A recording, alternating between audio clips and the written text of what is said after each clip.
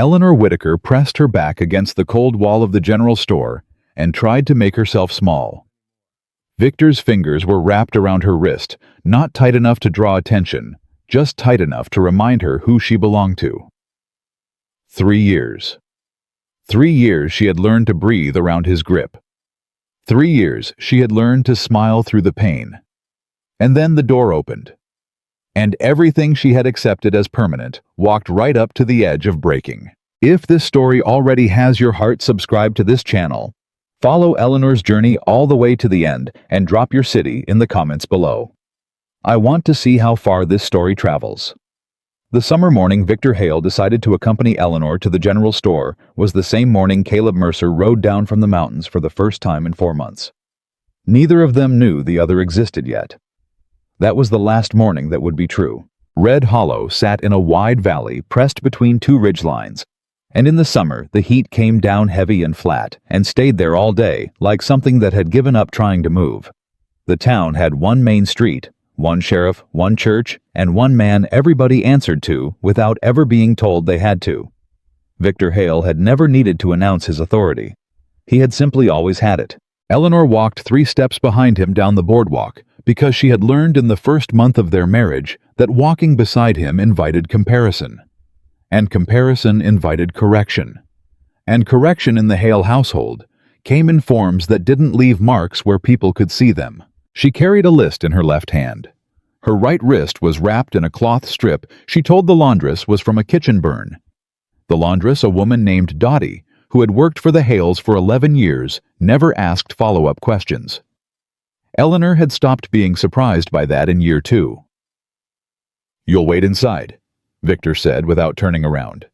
"I have business with Garner." "Yes," Eleanor said. "Not yes, Victor. Not yes, sir. Just yes." She had learned to strip her answers down to the smallest possible unit of sound. Anything more gave him something to respond to, and responses led to conversations, and conversations in private led to the kind of silence that followed her to bed. Sheriff Dale Garner was standing outside the hardware store when Victor reached him, and the 2 men shook hands the way men do when they've been protecting each other's interest for so long the gesture has become reflex. Garner had a tin star on his chest and a particular talent for not seeing things that happened inside the Hale property lines. Eleanor stepped up onto the general store porch and pushed through the door. The inside of Callaway's general store smelled like sawdust and dried tobacco, and the faint sweetness of molasses barrels, and on any other morning, Eleanor might have let herself breathe it in.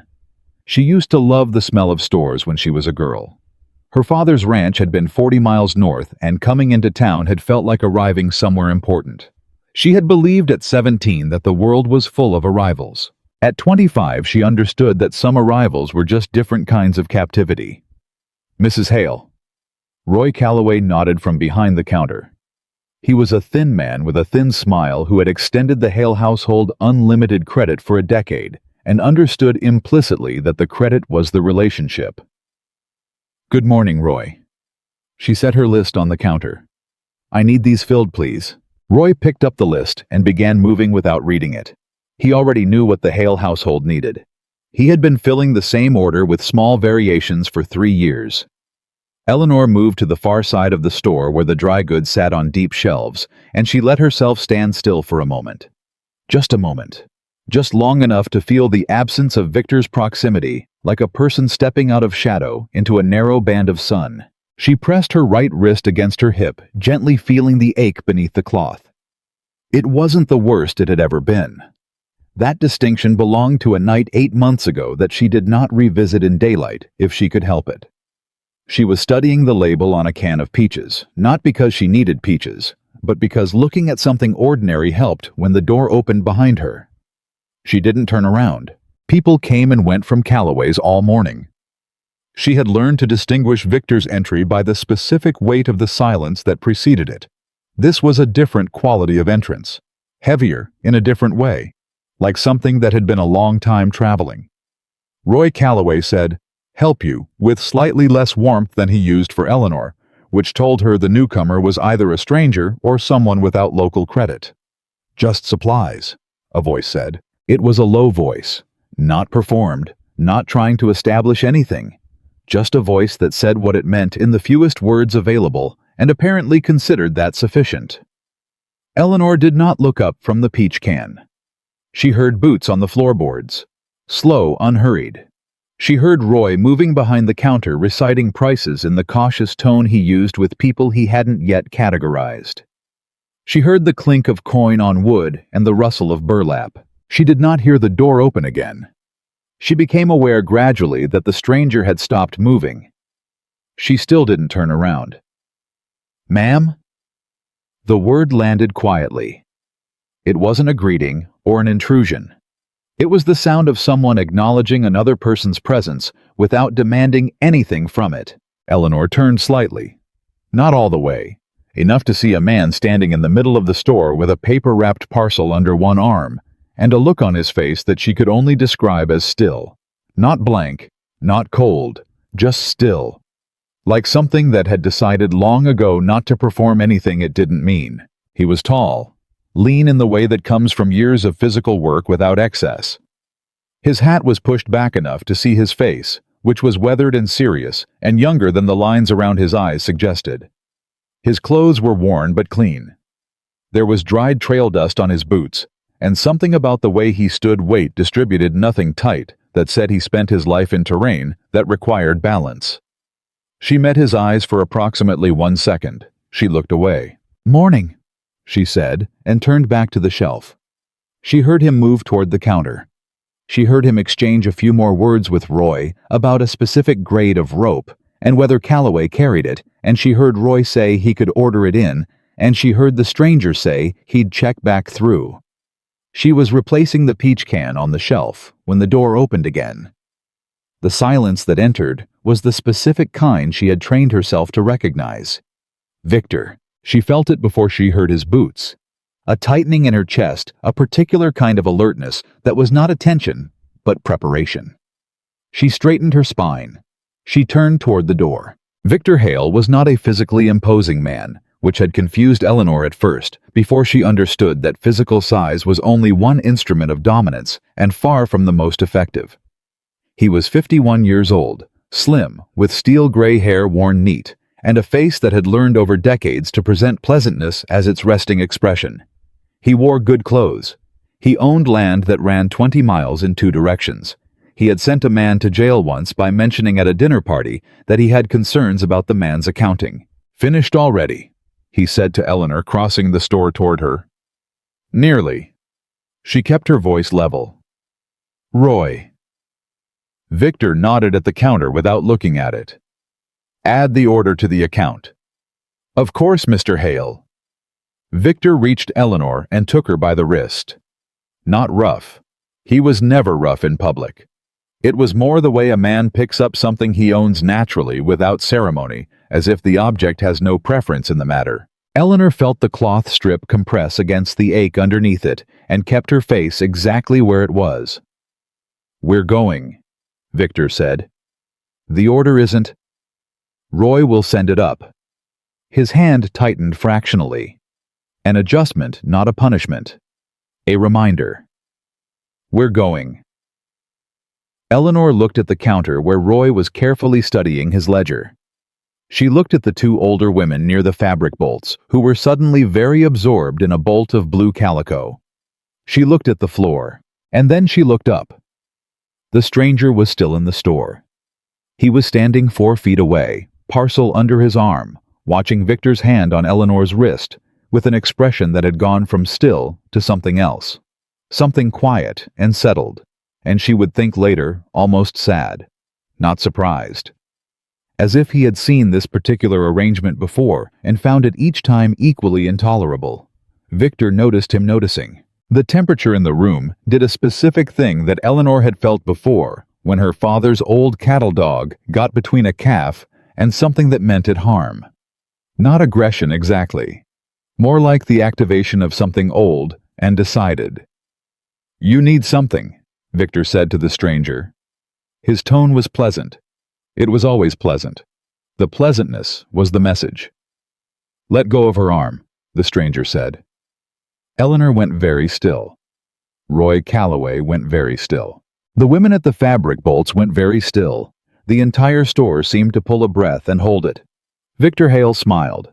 It was the smile he used when someone had made a mistake significant enough to warrant his full attention. "Excuse me, you heard me." The stranger didn't raise his voice. He didn't shift his weight or put down his parcel or reach for anything at his belt. He just stood there with that settled look on his face and said it again quietly, like a man repeating something obvious to someone who should have understood it the first time. "Let go of her arm." Victor's smile didn't change, which meant the smile was now doing something different than smiling. "Friend," he said, "I don't know where you came from or what you think you're looking at, but that is my wife, and you are in my town, and I would strongly advise you to collect your goods and walk out that door before you find yourself in a situation you aren't equipped to manage." The stranger looked at Victor, then he looked at Eleanor, and when he looked at Eleanor, he didn't look at her the way people in Red Hollow looked at her, which was carefully quickly at an angle designed to miss the details. He looked at her straight, like she was a person in a room who deserved to be looked at. She did not know how to remember the last time someone had done that. "Ma'am?" he said. And his voice was quiet, and it asked nothing, and it offered something she didn't have a word for yet. "Are you all right?" Eleanor opened her mouth, and Victor's hand tightened. Not fractionally this time. She made a sound she hadn't meant to make. Something moved across the stranger's face. Fast and controlled, but she saw it.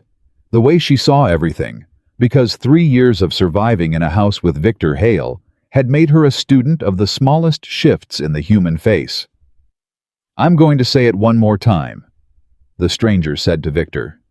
His voice was still quiet, still level, but it had changed in a way that Eleanor could feel in her back teeth.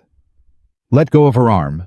Victor released her, not because he was afraid. Victor Hale had not been afraid of another man in 30 years, and the calculation on his face made clear he was already determining the consequences for the stranger for Roy, who had witnessed this for the women at the bolts for Eleanor, who had stood here while this happened and had not corrected it. He released her because releasing her was the more strategic move. Because making a scene in Calloway's on a Wednesday morning with 2 women and a shopkeeper as witnesses was not how Victor Hale operated. Victor Hale operated in private. Victor Hale operated at night. Victor Hale operated in the spaces between what people could prove and what they suspected. "We'll finish this conversation at home," Victor said to Eleanor. Pleasantly. She knew what that meant. She had known what that meant for 3 years. Victor turned to the stranger with the same pleasant expression and a look in his eyes that was the opposite of his voice. "I don't know your name," he said, "but Red Hollow is a small town, and I have a long memory." "Caleb Mercer," the stranger said, "and I'll be here a week." Victor held his gaze for exactly long enough to communicate that this mattered and would be remembered. Then he turned, put his hand on Eleanor's backlight, guiding the public gesture of a solicitous husband, and walked her toward the door. Eleanor went. She went because not going had consequences that she was the only one who would pay, and because one moment of something in a general store did not change the architecture of her life, and because she understood with the clarity that 3 years of captivity sharpens in a person that hope without a plan is just another form of exposure. But at the door she paused. 1 second. She didn't turn around. She didn't have to. She heard the store's weighted silence, and she heard Victor's breathing beside her, and she heard underneath both of those things something she hadn't heard in this town in as long as she could remember. Someone standing their ground. Victor guided her through the door. The summer heat pressed in from every direction. Eleanor walked 3 steps behind him down the boardwalk. But something had changed. Not in her life. Not yet. In her. In the place where she had kept the word freedom, stored in the dark, without a plan, without a face, without the particular sound of a quiet voice saying what it meant.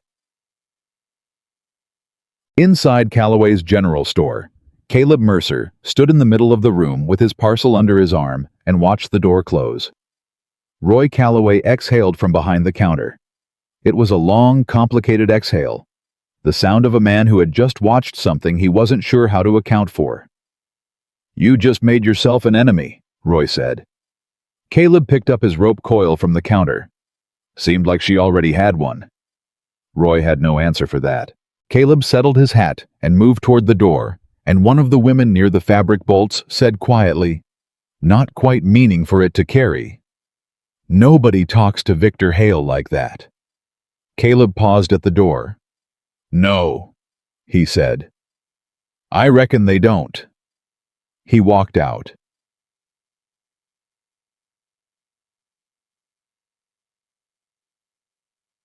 The Hale house sat at the far end of the main street past the church and the assay office, and the livery behind a low iron fence that was decorative rather than functional, because Victor Hale had never needed a fence to keep people out.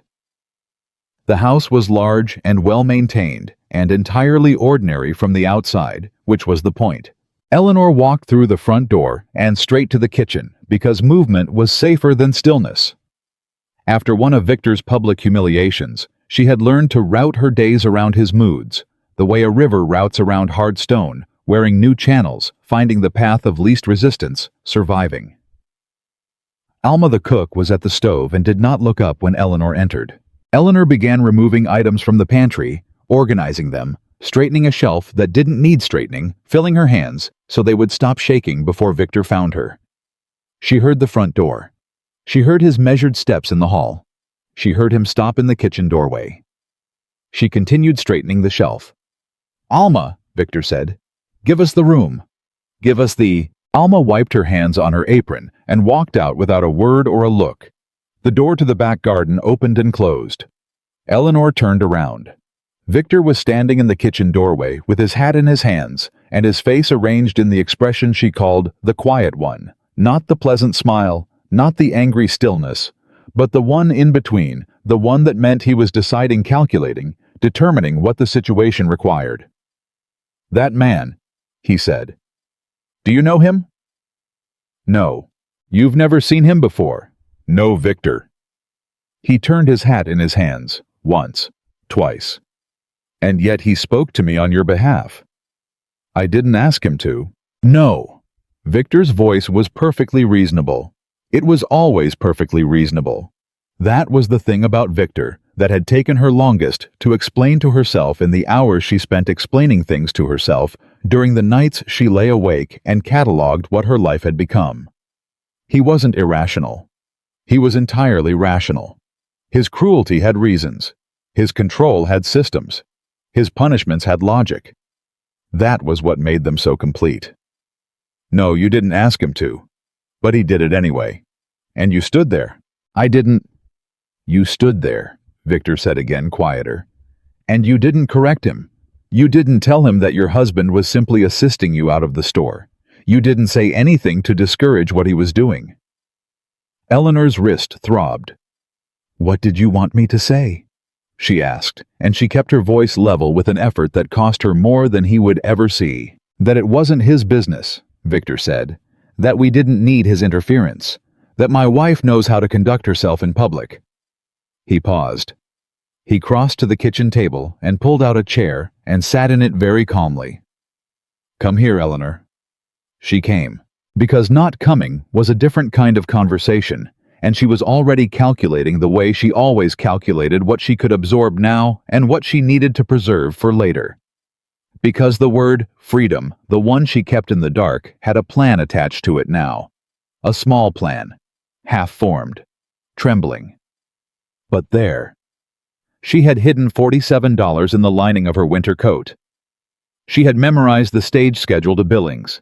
She had one contact, a cousin in Colorado, who didn't know Victor, had never heard his name, and had written to Eleanor twice in the last year, with no response, because Eleanor's mail was managed by the household account at the post office, which Victor reviewed. She stood at the kitchen table, and she survived the next 20 minutes the way she always survived, by going somewhere inside herself that Victor had never found and could not reach, no matter how hard he pressed. Victor's Thursday schedule was predictable. He rode out to the North Parcel at 7 in the morning to meet with his foreman, came back at noon for dinner, spent the afternoon in his study with the accounts, and rode to Garner's house in the evening for cards. He was gone by 6 and rarely home before 10. Eleanor had documented this schedule over 14 months. She had never known what to do with it. Now she pressed her hand against the hidden pocket in her winter coat and felt the crinkle of folded bills and thought about a man she'd seen for 4 minutes in a general store who had said 2 words and changed the composition of the air. She was not naive. She was not the kind of woman who watched a stranger say something brave and decided it meant something for her. She had learned to keep expectation at arm's length. Expectation was its own kind of wound, but she also understood, and this was the part that lived in her chest all afternoon, that she could not quiet, that there were $47 in her coat and a stage schedule in her memory, and a cousin in Colorado who had written twice without answer, and that for 3 years she had been waiting for something she couldn't name, and that this morning in Calloway's general store something had said her name. She saw him again on Friday.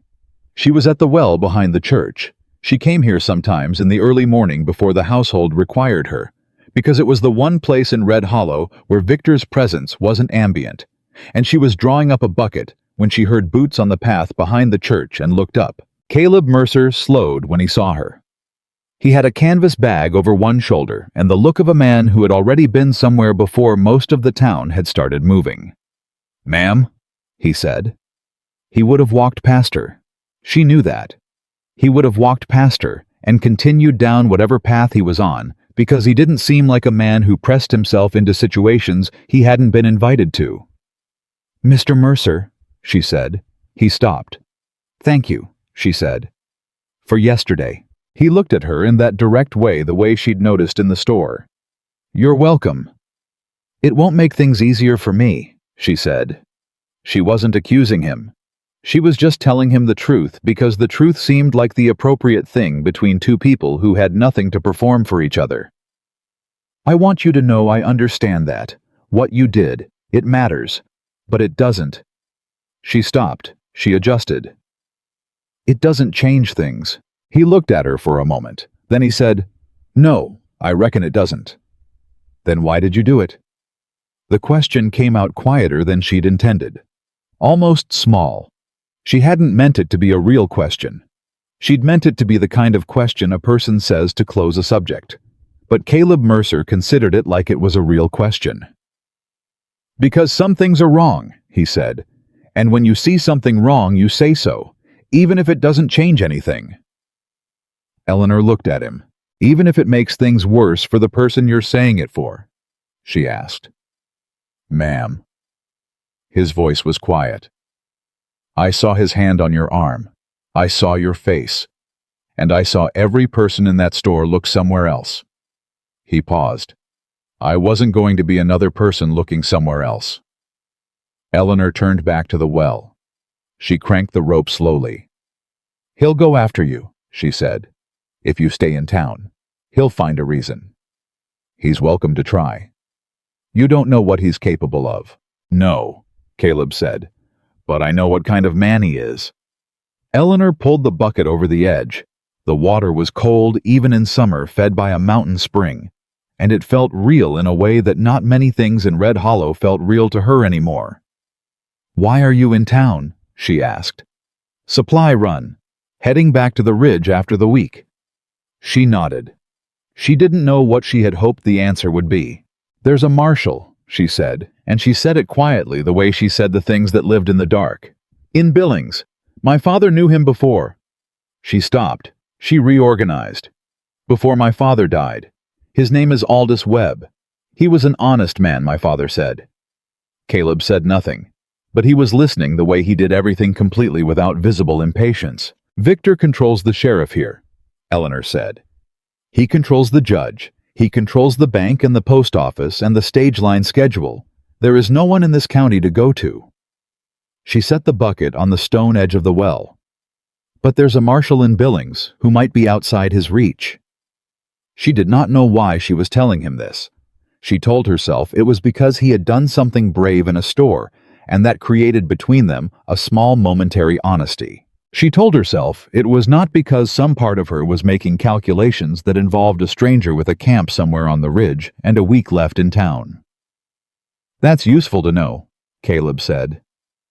Eleanor picked up the bucket. Goodbye, Mr. Mercer. Ma'am. She walked back toward the main street. She did not look back. She did not have to. He was still standing at the well when she turned the corner. She could feel it. The way you can feel sometimes when something in the world has arranged itself around you in a new configuration, and the whole shape of things has quietly, without announcement, become different. $47. A stage schedule. A cousin in Colorado. And a man on the ridge with a week left in town, and the particular quality of stillness that comes from knowing bone deep what you will and will not tolerate. Eleanor walked back into the Hale house. She set the bucket on the kitchen table. She went to her room and pressed her hand against the winter coat in the wardrobe. She stood there for a long time. When she moved with purpose. She had a plan now. Not a complete one. But she had learned in 3 years that you rarely get the complete version before you start moving. You just start moving, and you trust the next step to reveal itself. That Friday evening, Victor came home from cards early. Eleanor heard the front door before she heard the clock strike 9, and her body knew what that meant before her mind caught up. She was in the sitting room with a piece of mending in her lap, not because she needed to mend it, but because having something in her hands gave her somewhere to look that wasn't at him. She did not look up when he came in. "You were at the well this morning," Victor said. It wasn't a question. Eleanor kept her needle moving. "I go every Friday. You spoke to someone." She did not hesitate. Hesitation was information, and information was leverage, and Victor collected leverage the way other men collected land. "Mrs. Pruitt was passing. We said good morning." Victor crossed the room and stood at the window with his hands clasped behind his back, looking out at the dark street, the way he sometimes stood when he was deciding how much of what he knew to reveal. He had a talent for that, for making you uncertain whether he had seen everything or nothing, whether you were confessing or being tested. "The man from the store," he said. "Mercer." Eleanor set one stitch, then another. "What about him?" "He's still in town." "I wouldn't know that. He took a room at the Dutton boarding house." Victor turned from the window. "Which means he's planning to stay the week. Which is interesting for a man who came for supplies." Eleanor said nothing. She had learned that silence was the safest answer when Victor was building toward something. Silence gave him nothing to dismantle. "I want you to stay out of his way," Victor said. "Of course. I mean that specifically, Eleanor." He crossed to her chair and stood over her in that particular way he had, not threatening with movement, just with proximity, with the simple geometric fact of his body positioned above hers. "Not generally. Specifically. If you see him on the street, you cross to the other side. If he comes into a store while you're there, you leave. If he speaks to you, you don't respond." She looked up at him. His face was pleasant. "Yes, Victor," she said. He went to bed. Eleanor sat in the sitting room with her mending in her lap for another hour. Not sewing, just sitting, listening to the house settle around her, and thinking about a man at the well who had said some things are wrong, and you say so, even when it doesn't change anything. She thought about the $47. She thought about Aldous Webb in Billings. She thought about her cousin Clara in Colorado, who had written twice without answer. Then she folded the mending, set it on the side table, and went upstairs. She did not sleep. But she planned. And planning, she had found, was its own kind of sleep. Saturday morning, Victor rode to the north parcel at 7, as he always did on Saturdays, and Eleanor waited 20 minutes after the sound of his horse faded before she went to her wardrobe and pressed her hand flat against the hidden pocket in the winter coat. $47. She counted it, not because she'd forgotten the amount, but because touching it was real. Because real was something she needed more of. She put the coat back. She went downstairs. She told Alma she was going to the post office. Alma, stirring a pot she had been stirring at this hour for 11 years, said, "Yes, ma'am," without looking up. The post office was 2 blocks from the boarding house. Eleanor knew this the way she knew every distance in Red Hollow, because she had mapped this town in her head over 3 years, the way a person maps a place they are trying to figure out how to leave. She did not go to the boarding house. She went to the post office. But on the way back, she walked the long route. She told herself this was not deliberate. She told herself this the way you tell yourself things you mostly believe. Caleb Mercer was sitting on the front steps of the Dutton boarding house with a cup of coffee and a leather strap he was working oil into, and he looked up when she passed on the opposite side of the street, exactly the way Victor had told her to walk, and their eyes met across 12 feet of Main Street. Red Hollow on a Saturday morning, and neither of them stopped moving, and neither of them spoke. But he looked at her, and she looked back, and that was its own kind of conversation. She went home and sat at the kitchen table and thought about the stage to Billings. It ran on Tuesdays and Fridays. The Tuesday run left at 10 in the morning from the depot at the south end of Main Street. Victor's Tuesday schedule put him at the north parcel from 7 until noon. 3 hours. She would need maybe 90 minutes, but she would also need to not be stopped before she reached the depot. And in Red Hollow, Eleanor Whitaker Hale did not walk anywhere without someone noting it. Roy Calloway noted it. The women at the fabric bolts noted it. Dale Garner, who had his office window positioned at a particular angle for exactly this kind of noting, noted it. She would need a reason that was not unusual. She was still working through the problem on Saturday afternoon when Victor came home from the north parcel 2 hours early and found her sitting at the kitchen table with a piece of paper in front of her. He looked at the paper. She looked up. "Household accounts," she said. It was not entirely a lie. The paper had numbers on it. Victor studied her face with the particular attention he gave things he was trying to read. "You seem occupied. I'm managing the linen inventory. Alma thinks we need new tablecloths before the Garners come to dinner." He accepted this. He accepted it because it was mundane, and because mundane things did not interest Victor, which was one of the only advantages Eleanor had ever been able to identify in their arrangement. He found her household life boring, and boring meant unwatched. "I'll be in the study," he said. "I'll have Alma bring your coffee." He went. Eleanor smoothed the paper with her hand, feeling her heart doing something specific and controlled in her chest, and stared at the numbers that were not entirely a lie. She had until Tuesday. She needed to be on that stage, and she needed to not be stopped.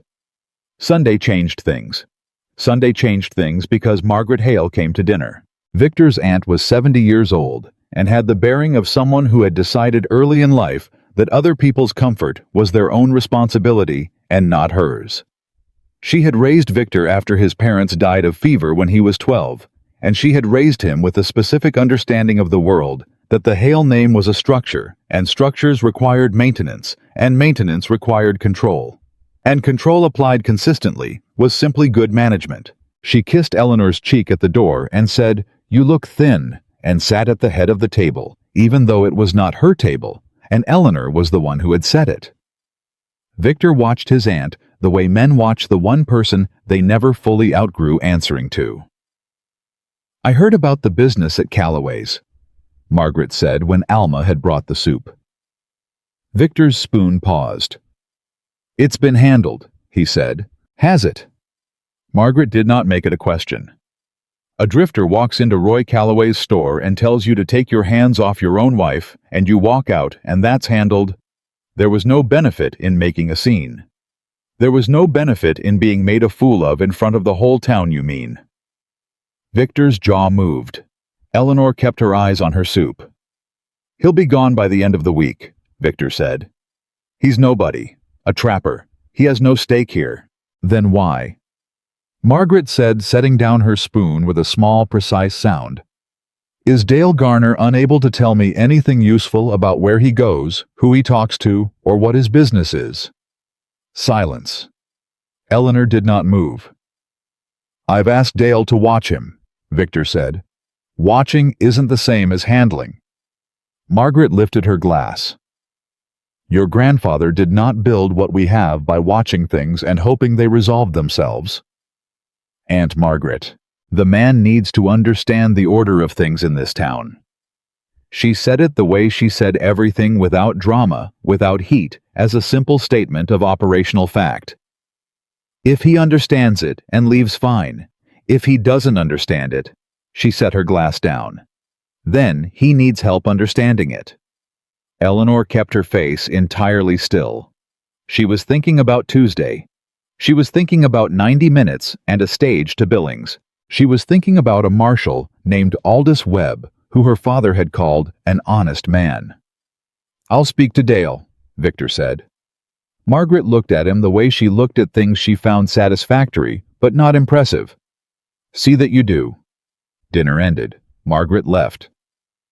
Victor stood in the front hallway after the door closed and did not move for almost a minute, which was the thing he did when he was building something internally that he did not yet want Eleanor to see. "Go to bed," he said. She went. She lay awake until the clock downstairs struck 2. Then she got up, went to her wardrobe, and counted $47 in the dark. She was still planning when the sky outside her window began to gray.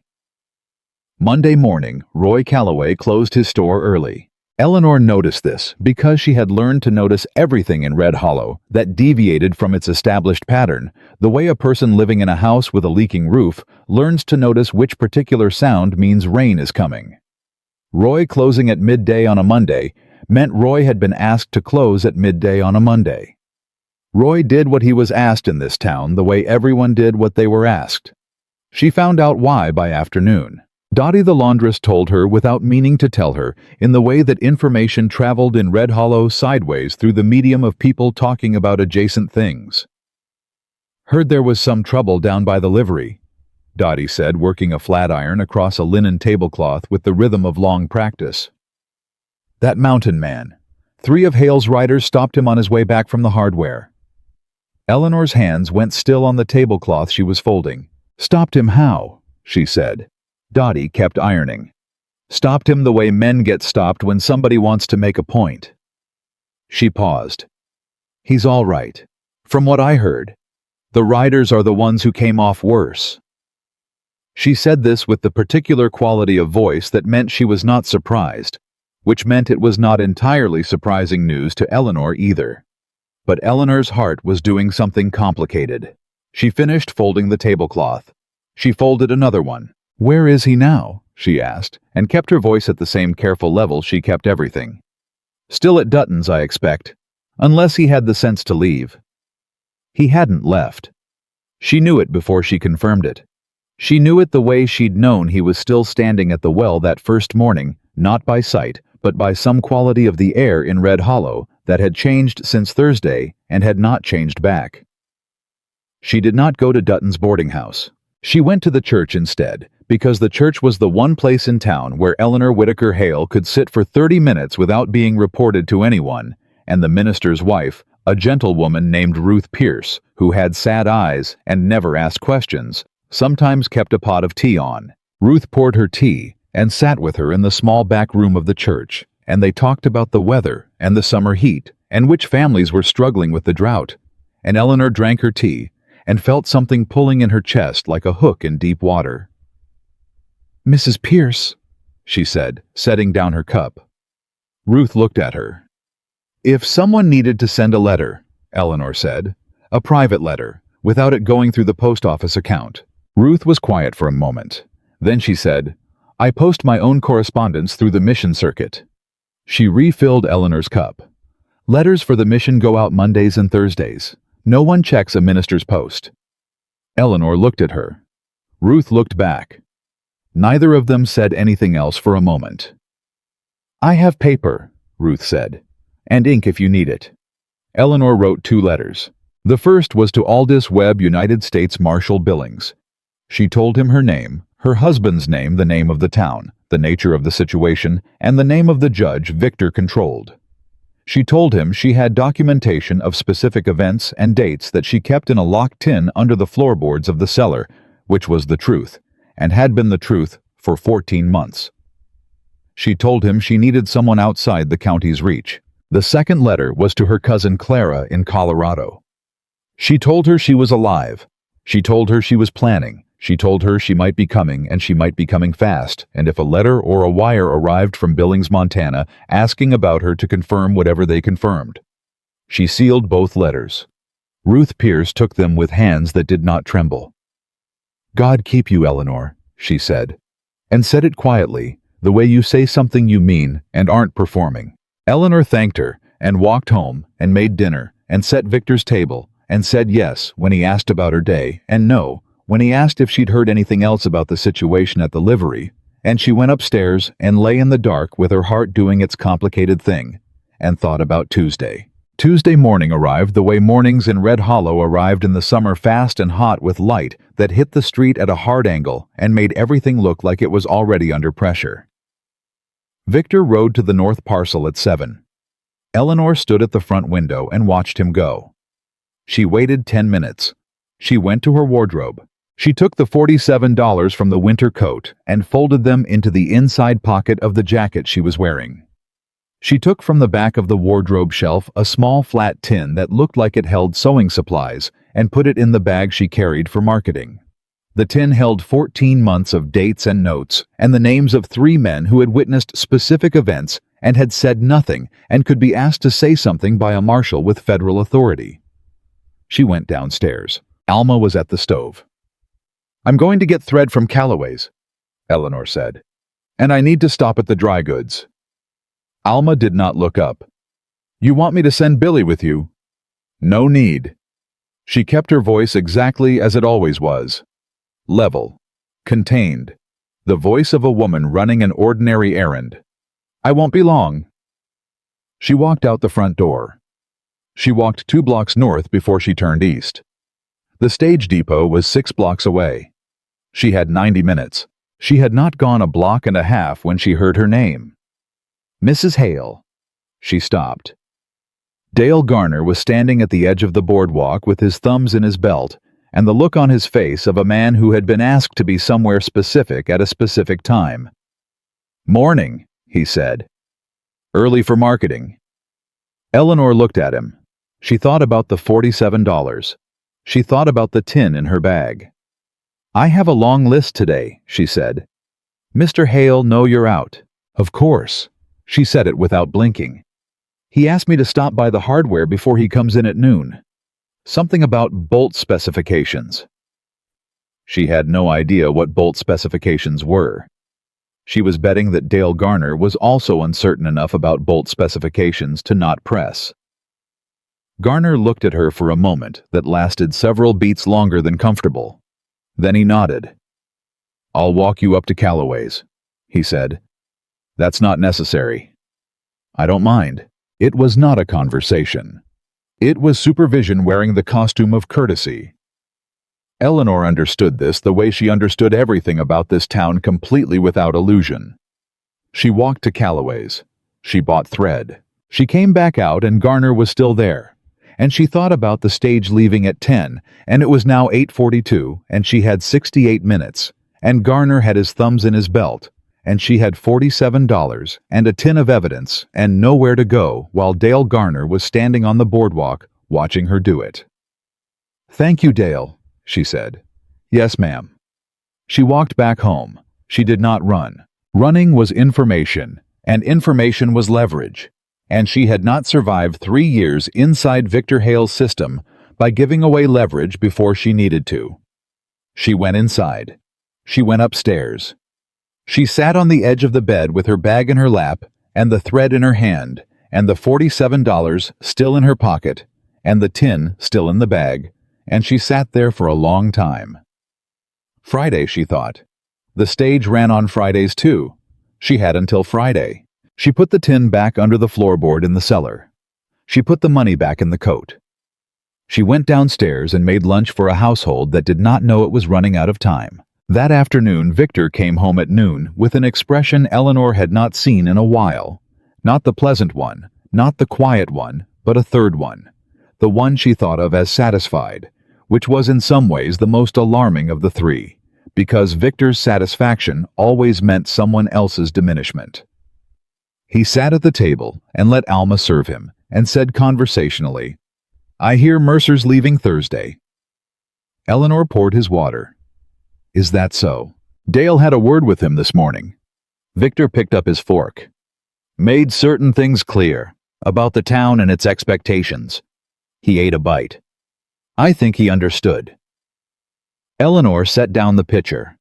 She thought about a man with a cup of coffee on the front steps of the Dutton boarding house. She thought about a look across 12 feet of Main Street that was its own conversation. "I'm glad it's resolved," she said. Victor looked up at her. He was watching for something. She gave him nothing to find. "I thought you might be," he said, and went back to his food. After lunch, she went to the garden. She stood there for a long time. Then she went back inside and sat at the kitchen table and stared at the wall. And what she was doing, though she did not name, it was grieving something that had not quite happened yet. The door that had opened by 4 inches and was now being pressed shut again. 53 minutes, she thought. The Tuesday stage left at 10. She had had 68 minutes and a sheriff watching her, and she'd had 53 of them accounted for before she even reached the depot. It wasn't enough. She needed Garner somewhere else. She needed Victor somewhere else. She needed something to happen between now and Friday that changed the arrangement. She was still sitting at the table when she heard something outside. Not a voice. Not a door. Something underneath those things. She went to the front window. Caleb Mercer was walking down the main street of Red Hollow with Victor's foreman, a man named Colton Reed, on one side of him, and 2 of Victor's riders on the other. And the way they were arranged, the rider's clothes, the foreman talking into his ear, was not the arrangement of men having a conversation. Eleanor pressed her hand flat against the window glass. Caleb was not fighting it. He was walking, but his jaw was set in a way she could read from across the street, and his hands were loose at his sides in a way that was not relaxed but ready, and the riders were carrying the body language of men who had been told to make a point and were determining the best location to make it. They turned down the alley beside the feed store. Eleanor did not think. She picked up her bag, walked through the kitchen, told Alma she needed air, went out the back door, crossed the yard, cut through the gap in the fence, and came around the back of the feed store from the other direction. She heard voices before she saw them. Colton Reed's voice, specifically saying something about how Red Hollow wasn't a town for men who didn't understand their position, saying it pleasantly. The way everything got said in this town. She came around the corner. All 4 men looked at her. Caleb looked at her. His right eye was darkening. Someone had already made a point before the alley. "Mrs. Hale," Colton said. He was startled but recovering fast. "You shouldn't be back here." "I heard something fall," she said. She looked directly at Caleb. "Are you all right, sir?" "Ma'am." He said it the way he said everything. Steady. Her answer. "He's fine," Colton said. "We're just having a conversation." "Then I'm sure you won't mind having it somewhere more visible," Eleanor said. She had no idea where the words were coming from. They were coming from the same place the $47 had come from, the place she'd been building for 3 years in the dark. The minister's wife is in the churchyard, and she has a direct view of this alley. This was not true, but Colton Reed did not know Ruth Pierce's gardening schedule. The 2 riders looked at Colton. Colton looked at Eleanor with a flat, assessing expression that meant he was recalculating. He was not afraid of Eleanor Whitaker Hale, but he was a man who managed Victor's interests carefully, and Victor's interests included not creating public spectacles, and Mrs. Hale standing in an alley with witnesses arguable was the beginning of a public spectacle. "We're done here anyway," Colton said. He looked at Caleb. "You remember what we talked about?"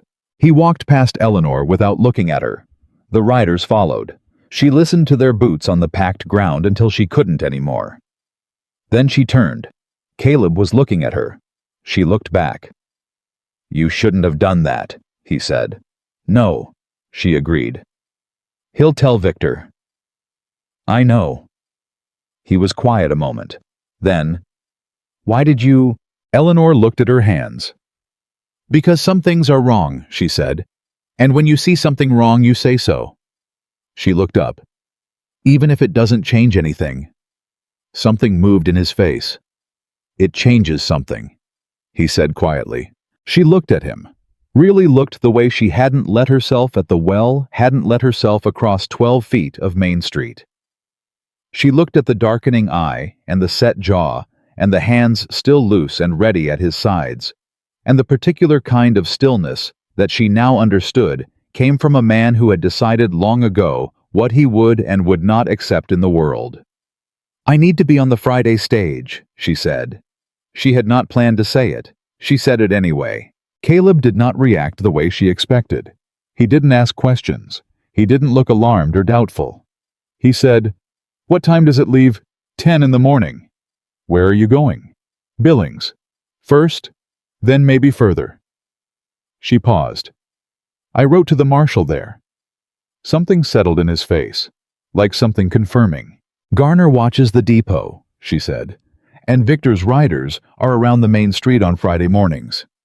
She heard herself laying it out clinically, the way she had lived it for 3 years, as a system, as a problem with variables. "I can't get there without being stopped." "I'll be on the ridge by Thursday," Caleb said. "Victor's riders told me to leave Thursday." He paused. "But the ridge isn't far."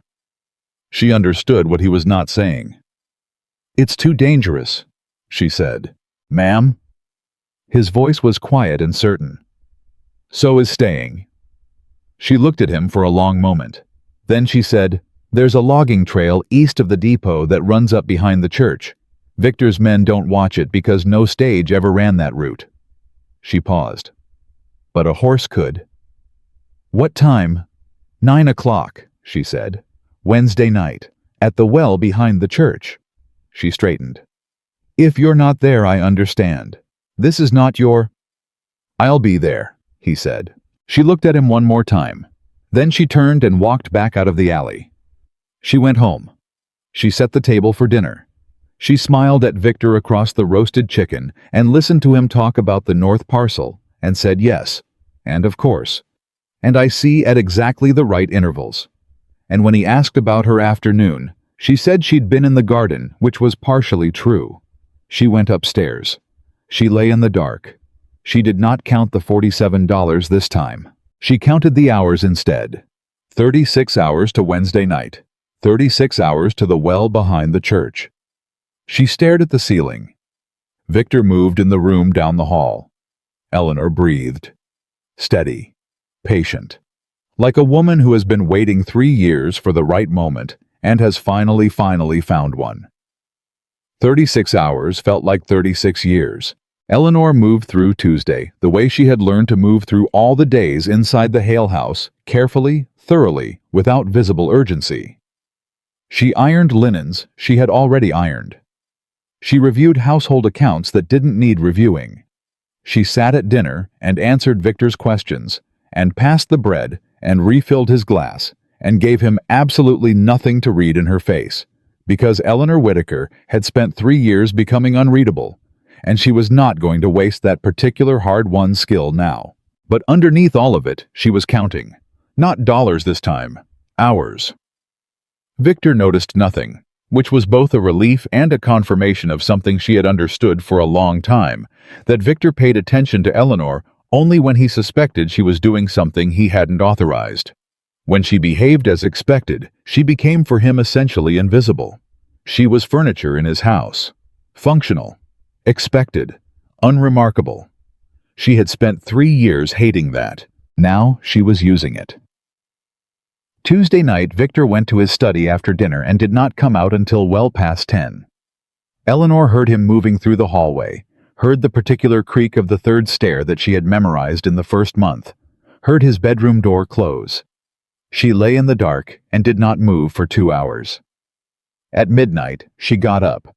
She moved to the wardrobe. She took out the winter coat, removed the $47, and tucked them back into the inside pocket of the jacket she would wear tomorrow.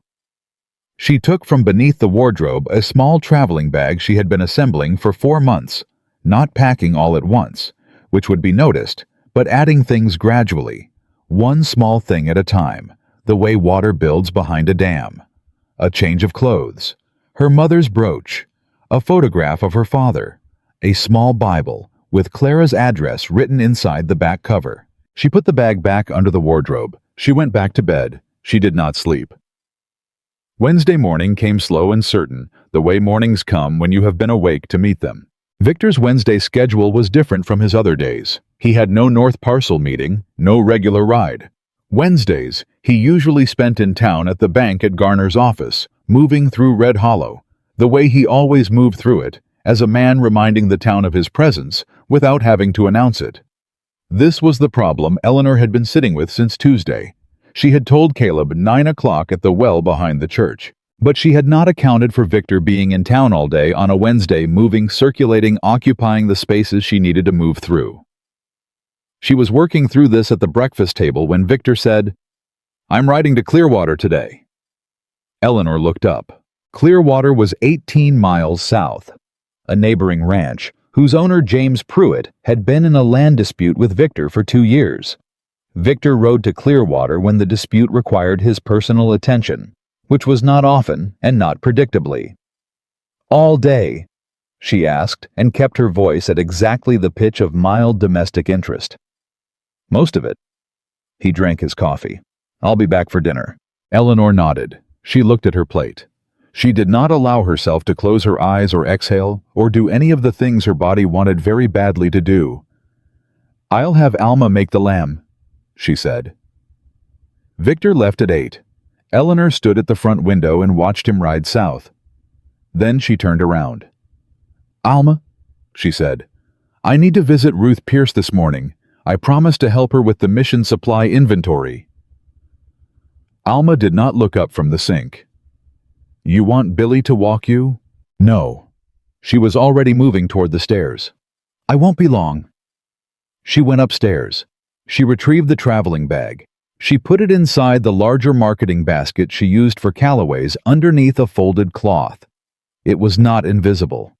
But it was not immediately visible either, and Red Hollow was a town that saw what it expected to see. She went downstairs. She walked out the front door. She walked 4 blocks north, turned east, crossed behind the assay office, and came up the back path to the church. The churchyard was empty. It was 8:40 in the morning. She had 20 minutes. She sat on the stone edge of the well and set her basket beside her and put both hands in her lap and breathed. The summer heat was already pressing down, and somewhere in the direction of the main street, she could hear the ordinary sounds of Red Hollow conducting its ordinary business. A wagon, a door, someone calling across the street. And she sat inside all of it and felt very precisely the specific quality of fear that is not the fear of something happening, but the fear of something not happening. What if he wasn't there? What if Victor's men had run him out early? What if Colton Reed had done more than darken his eye in the alley? What if she was sitting at this well with $47 and a traveling bag, and nowhere to go, and no one coming, and 3 more years of Victor Hale's house stretching out in front of her like a sentence with no period?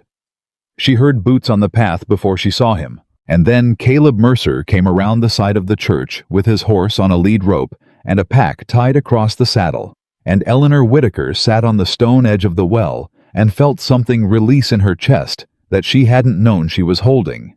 He saw her, and he stopped. "You came," she said. "Said I would." He brought the horse forward. "You ready?" She picked up her basket. "Yes." He looked at the basket.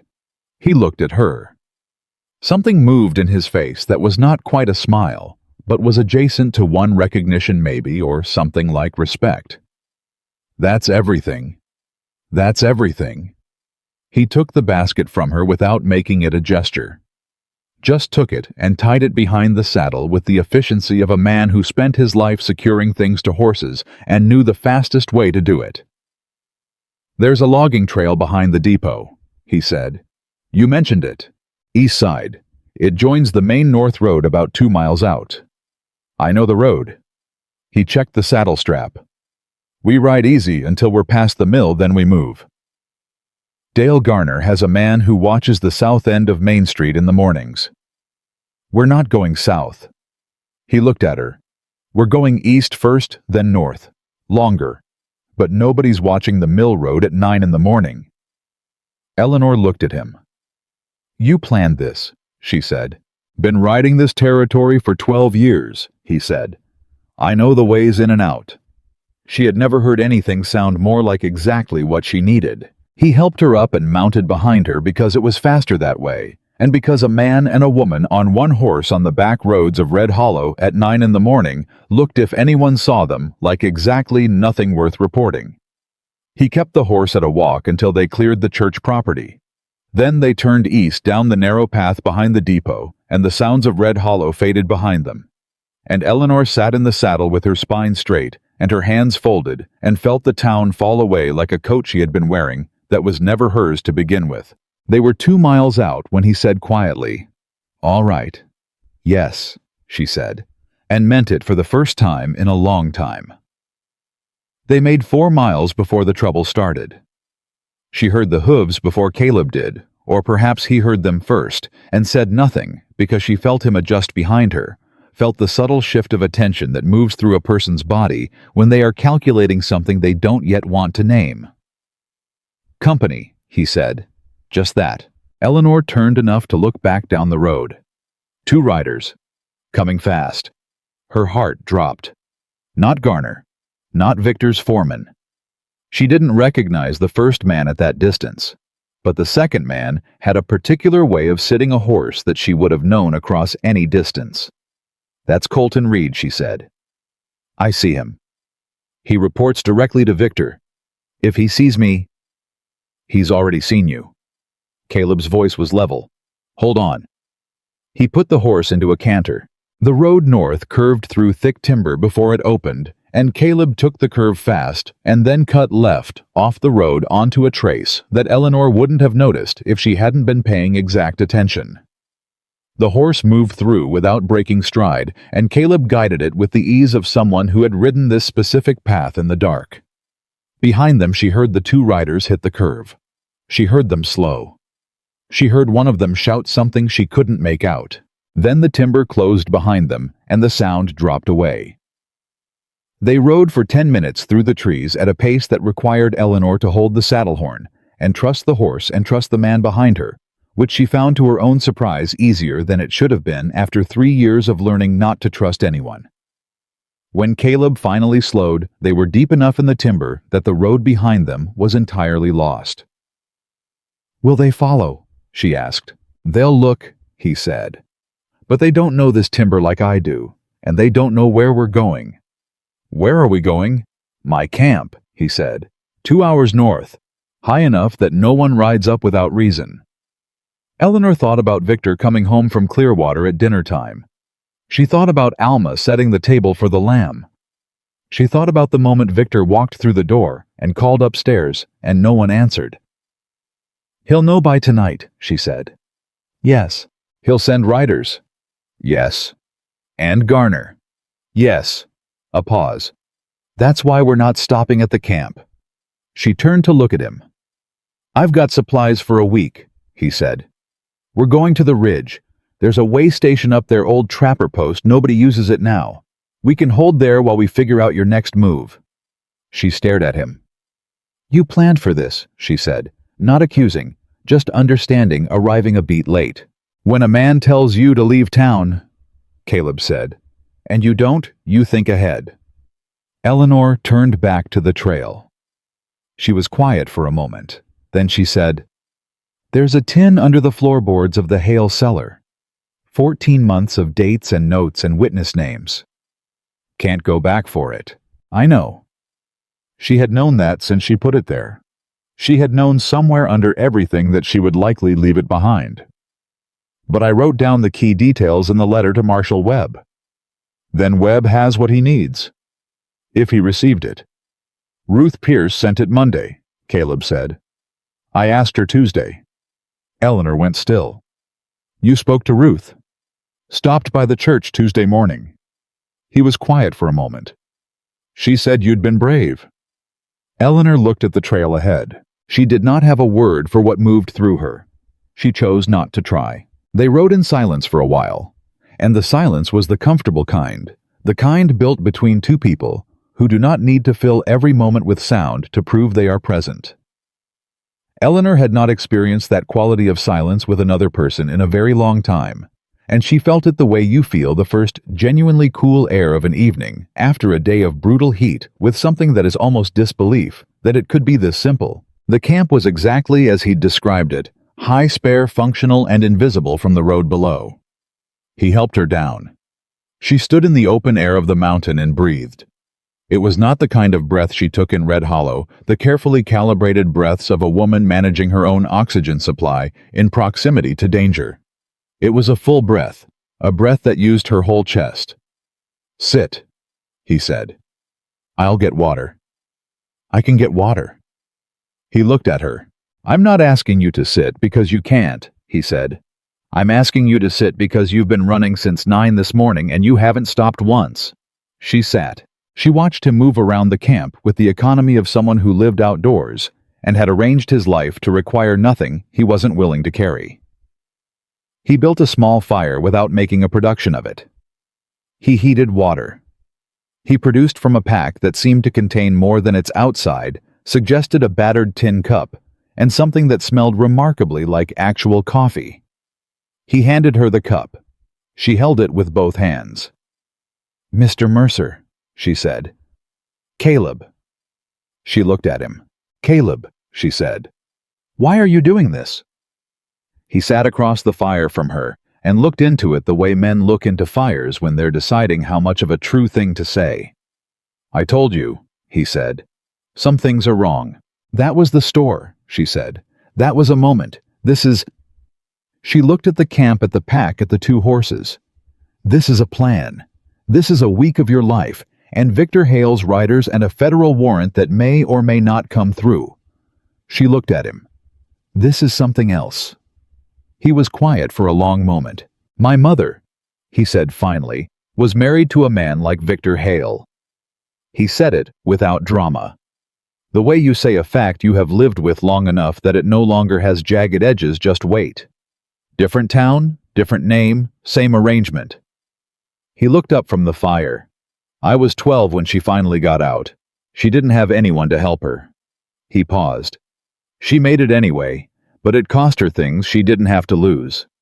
Eleanor looked at him. "I'm sorry," she said. "Don't be." He said it gently. She lived to be 63. She was happy. He looked back at the fire. "But I've thought about it since. About what it might have taken. One person who didn't look the other way." Eleanor wrapped her hands tighter around the cup. "One person," she said. "Just one." The fire crackled. Somewhere below them, Red Hollow was doing whatever Red Hollow did when one of its arrangements broke open. She could feel it at a distance, the machinery of Victor's response beginning to move the riders, the questions, the systematic application of Hale authority to the problem of an absent wife. She did not feel afraid. She felt for the first time in 3 years the specific sensation of being on the right side of something, even if that something was still dangerous and unresolved and full of variables she couldn't control. "He'll go to Margaret first," she said. "She'll tell him to handle it quietly. No public search, too much visibility. He'll send Colton and the riders with instructions to bring me back without anyone seeing." Caleb nodded. He was listening the way he always listened. Fully. "Garner will file nothing official," she continued, "because filing something official means a record, and a record means scrutiny, and if Webb receives my letter and starts asking questions, the last thing Victor wants is a paper trail that shows he reported a missing wife. So he keeps it informal," Caleb said. "Uses his own men." "Yes." She looked at him. "Which means we have maybe 48 hours before they're organized enough to start covering the road seriously. After that, we're on the ridge," he said. "And I know the ridge better than any man Victor owns." She believed him. She believed him the way you believe someone who speaks about terrain, the way other people speak about their own bodies, not with pride, but with the matter-of-fact intimacy of long acquaintance. "There's something else," she said. He waited. "Ruth sent the letter Monday. If Webb moves fast, he could have a deputy in Red Hollow by the end of the week." She paused.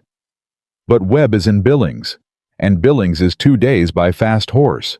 And I don't know if he'll move fast, or if he'll move at all, or if Victor already has enough reach into the federal system to slow him down."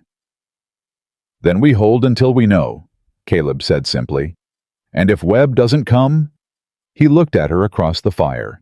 Then we figure out the next thing, he said. But I don't spend time worrying about what hasn't happened yet. She held his gaze. How do you do that? She asked. Not worry about what hasn't happened. He thought about it for a moment. Grew up in the mountains, he said. You plan for what you can. You can't plan for everything, so you don't try. A pause. You just stay ready.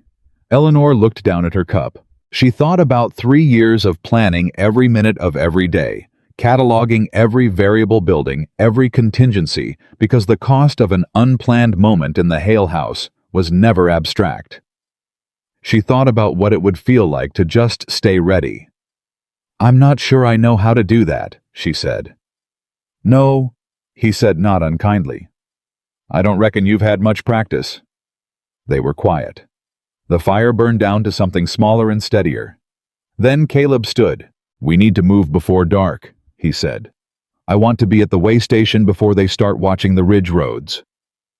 Eleanor stood. She set down the cup and picked up her basket and stood for one moment in the camp in the mountain air with the fire going low, and the sound of the trees around them, and the sound of her own breathing, which was still full, still using her whole chest. Ready, he said. Yes, she said. And she meant it in more ways than she had words for. They broke camp in under 10 minutes. Caleb worked fast and without wasted motion, scattering the fire and packing the equipment and loading the horses with the practiced speed of a man who understood that a camp left too long becomes a location. Eleanor kept up with him, handing things, holding the horses, not requiring instruction. He noticed this. She saw him notice it. He said nothing, but the quality of the silence between them shifted by a degree, not warmer exactly, but more settled the way a room settles when two people have confirmed without having to say it that they can work together. They had been riding for 30 minutes when Caleb stopped.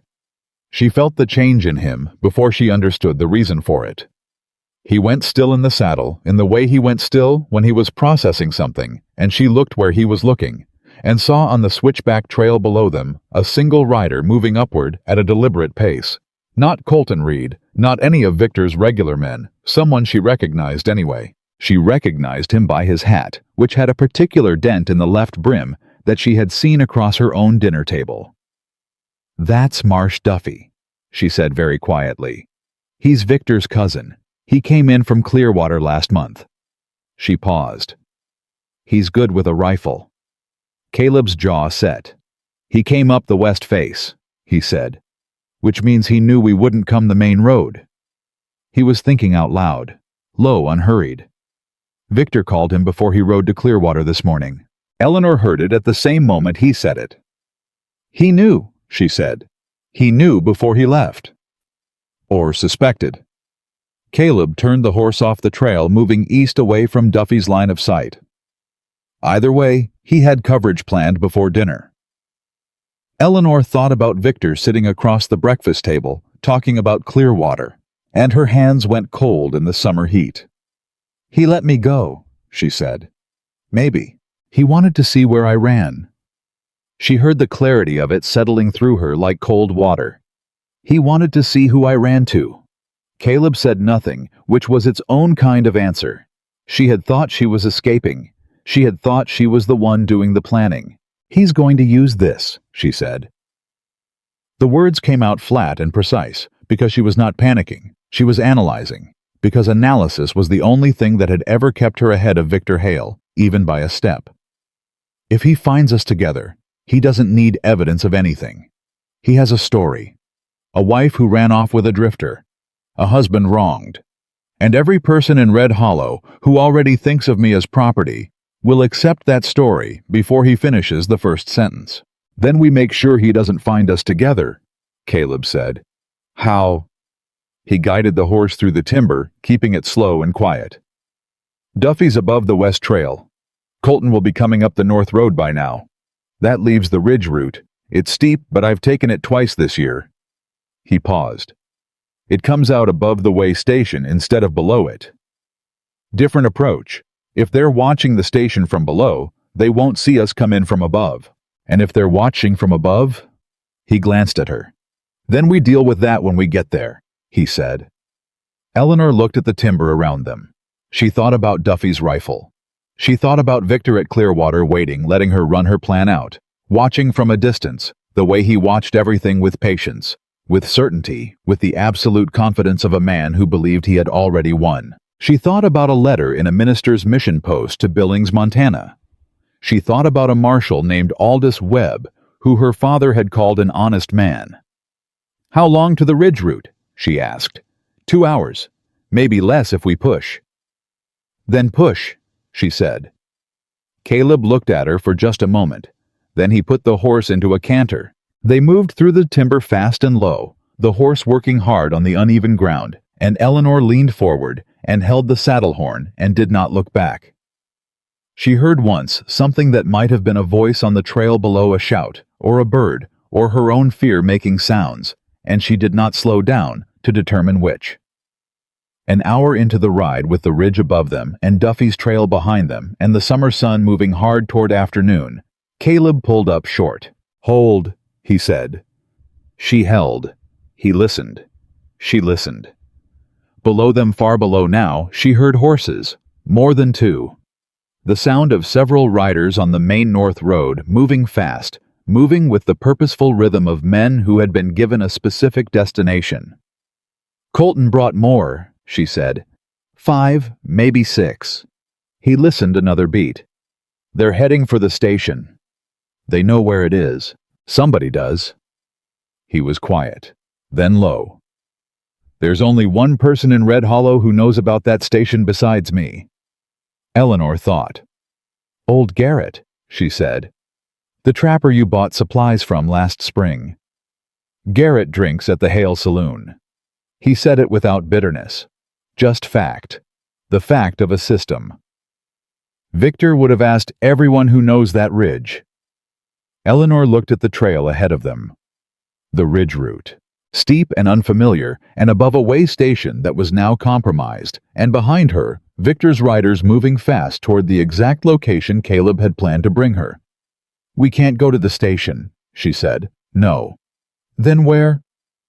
He was quiet for a moment that lasted exactly long enough for Eleanor's heart to do something specific and sustained. "There's one more place," he said. "Higher than the station. Old surveyor's post from when the railroad ran their lines through here in 1871. Nobody's used it in years. Garrett doesn't know about it. I found it myself 3 winters ago." He looked at her. "It's a hard ride. Last 2 miles are on foot." Eleanor straightened in the saddle. "I can walk 2 miles, she said. Something moved in his face, that thing adjacent to a smile.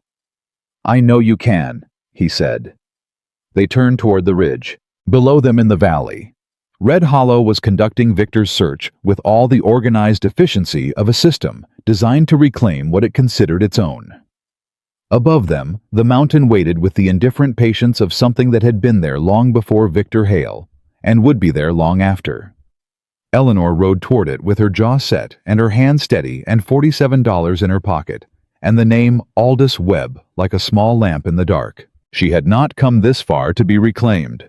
She had not survived 3 years inside a system built to break her to fold, now on a mountain with a man who refused to look the other way, and a plan that was still barely narrowly, but genuinely intact. She looked at the ridge above her. She thought about freedom. Not the word she had kept in the dark, the actual thing.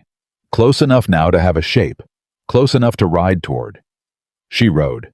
The last 2 miles were on foot exactly as Caleb had said. He tied the horses to a pine stand below the snow line and took the pack off the saddle, and Eleanor took her basket, and they walked. The ground was steep and uneven, and the summer heat that had pressed down on Red Hollow all week thinned out up here into something cleaner, something that had edges to it, and Eleanor walked with her head down and her breath working, and did not complain, and did not slow down, and did not ask how much farther. She knew how much farther. She could see the ridge. Caleb walked beside her and slightly ahead, reading the ground the way she had learned to read Victor's face constantly automatically, with the specific attention of someone for whom missing a detail has consequences. He moved branches without being asked. He pointed out loose rock without making it a lesson. He was, she thought, the most quietly competent person she had ever been in proximity to, and the competence was not performed, which made it more settling rather than less. They did not talk on the climb. There was an understanding between them now that had stopped requiring words for most things, and Eleanor found this extraordinary, given that she had known him less than a week. She had spent 3 years in a house with Victor Hale, and had never achieved anything close to this kind of functional honesty. She thought about that while she climbed. She thought about what it meant that ease with a near stranger felt more real than 3 years with a husband. The surveyor's post was small and low, and built into the rock face in a way that made it almost invisible until you were standing at the door. Caleb had been right. It was not a comfortable place. It was a functional one.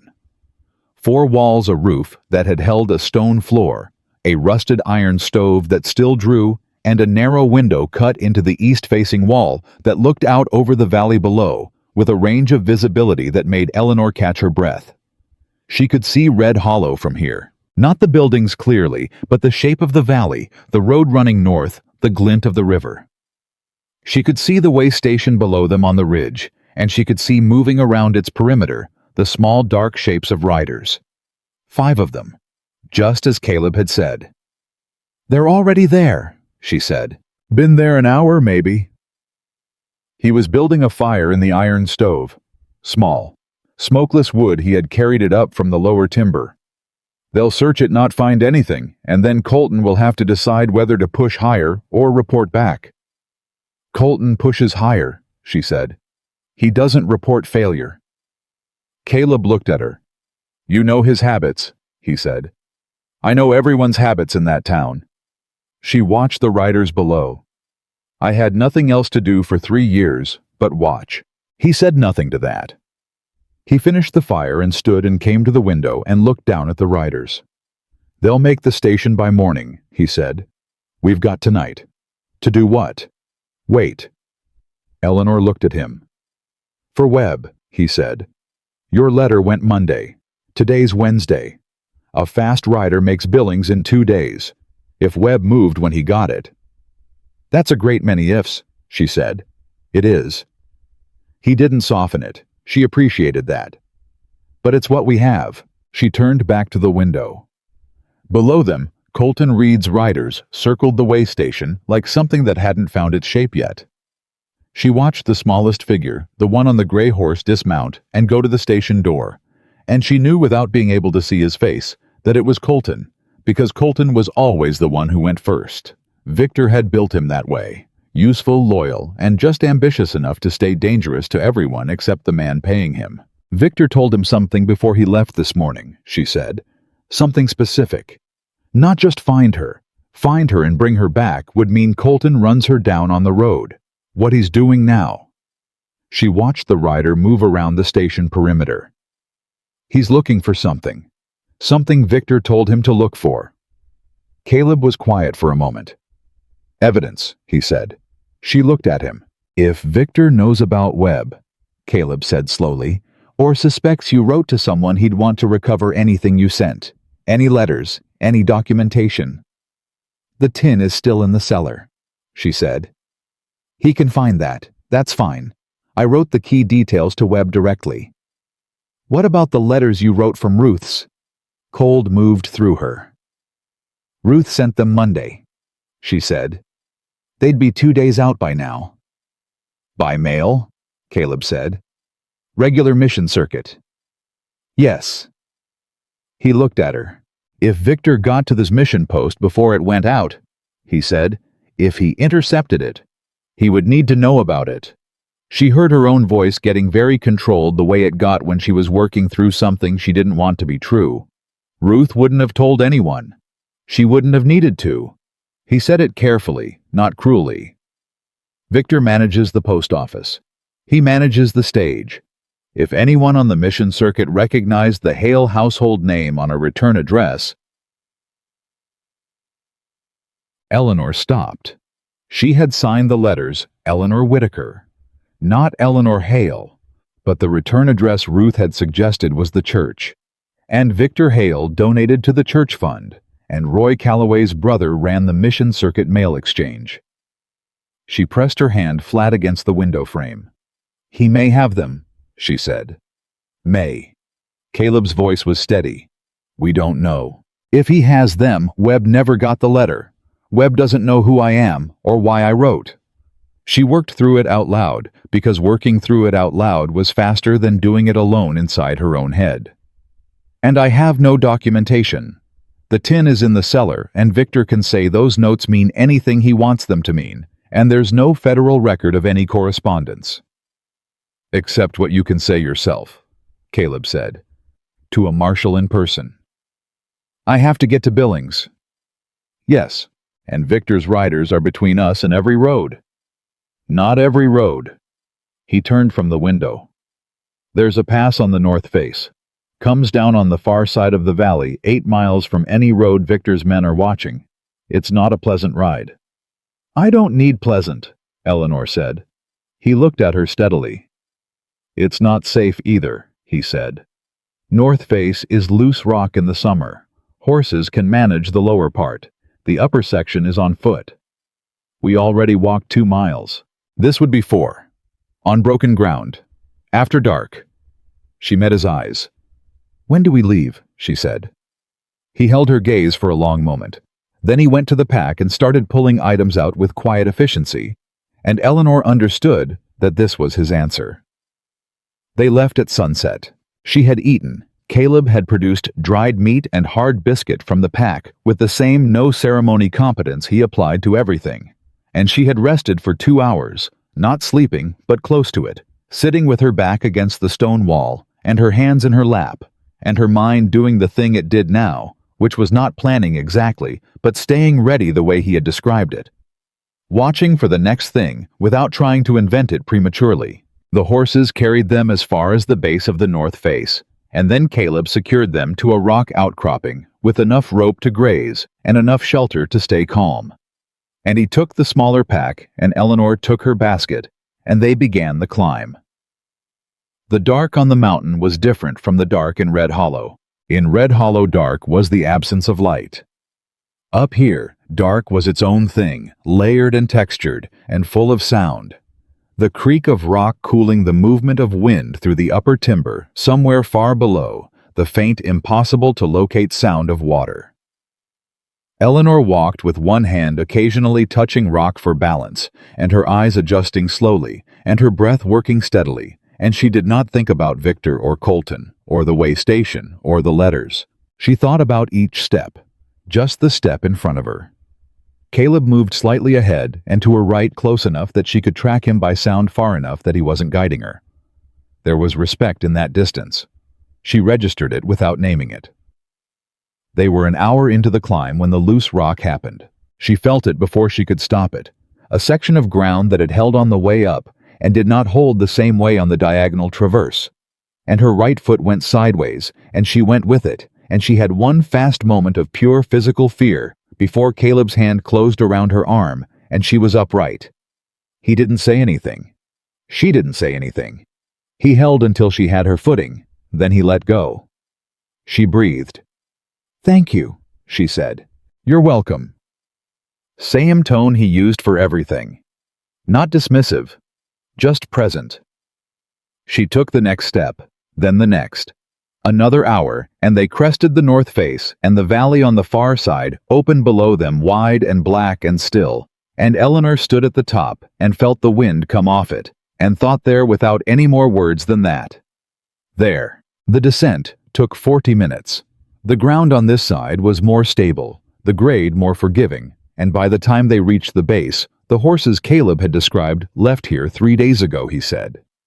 When he'd ridden out to plan this, because he had been planning this while he was still sitting on the steps of the Dutton boarding house drinking coffee on Saturday morning, were waiting in a hollow calm and ready. Eleanor looked at the horses. She looked at him. "Saturday," she said. "You left horses here on Saturday." "Saturday afternoon." He was already checking the saddle straps. "After I spoke to you at the well." She stood very still. "You planned the whole thing in an afternoon," she said. "Had the bones of it." He looked up. "You filled in the pieces." She did not know what to say to that. She said, "You could have just left, gone back to the ridge. It wasn't your problem." He looked at her across the saddle in the dark. "Eleanor," he said. It was the first time he had used her name, not ma'am, her name. "It was my problem," he said, "from the minute I walked into that store." She looked at him for a long moment.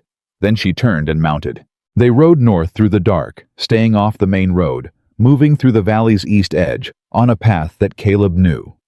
The way he knew everything up here, not by landmark, but by feel, by the memory of the ground itself.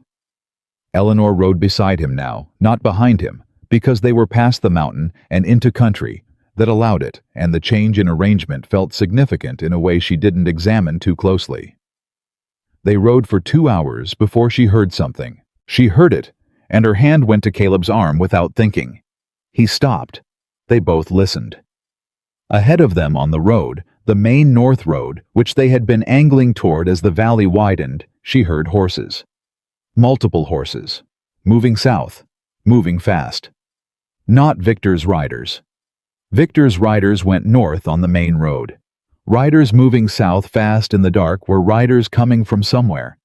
Riders coming from Billings. Caleb looked at her.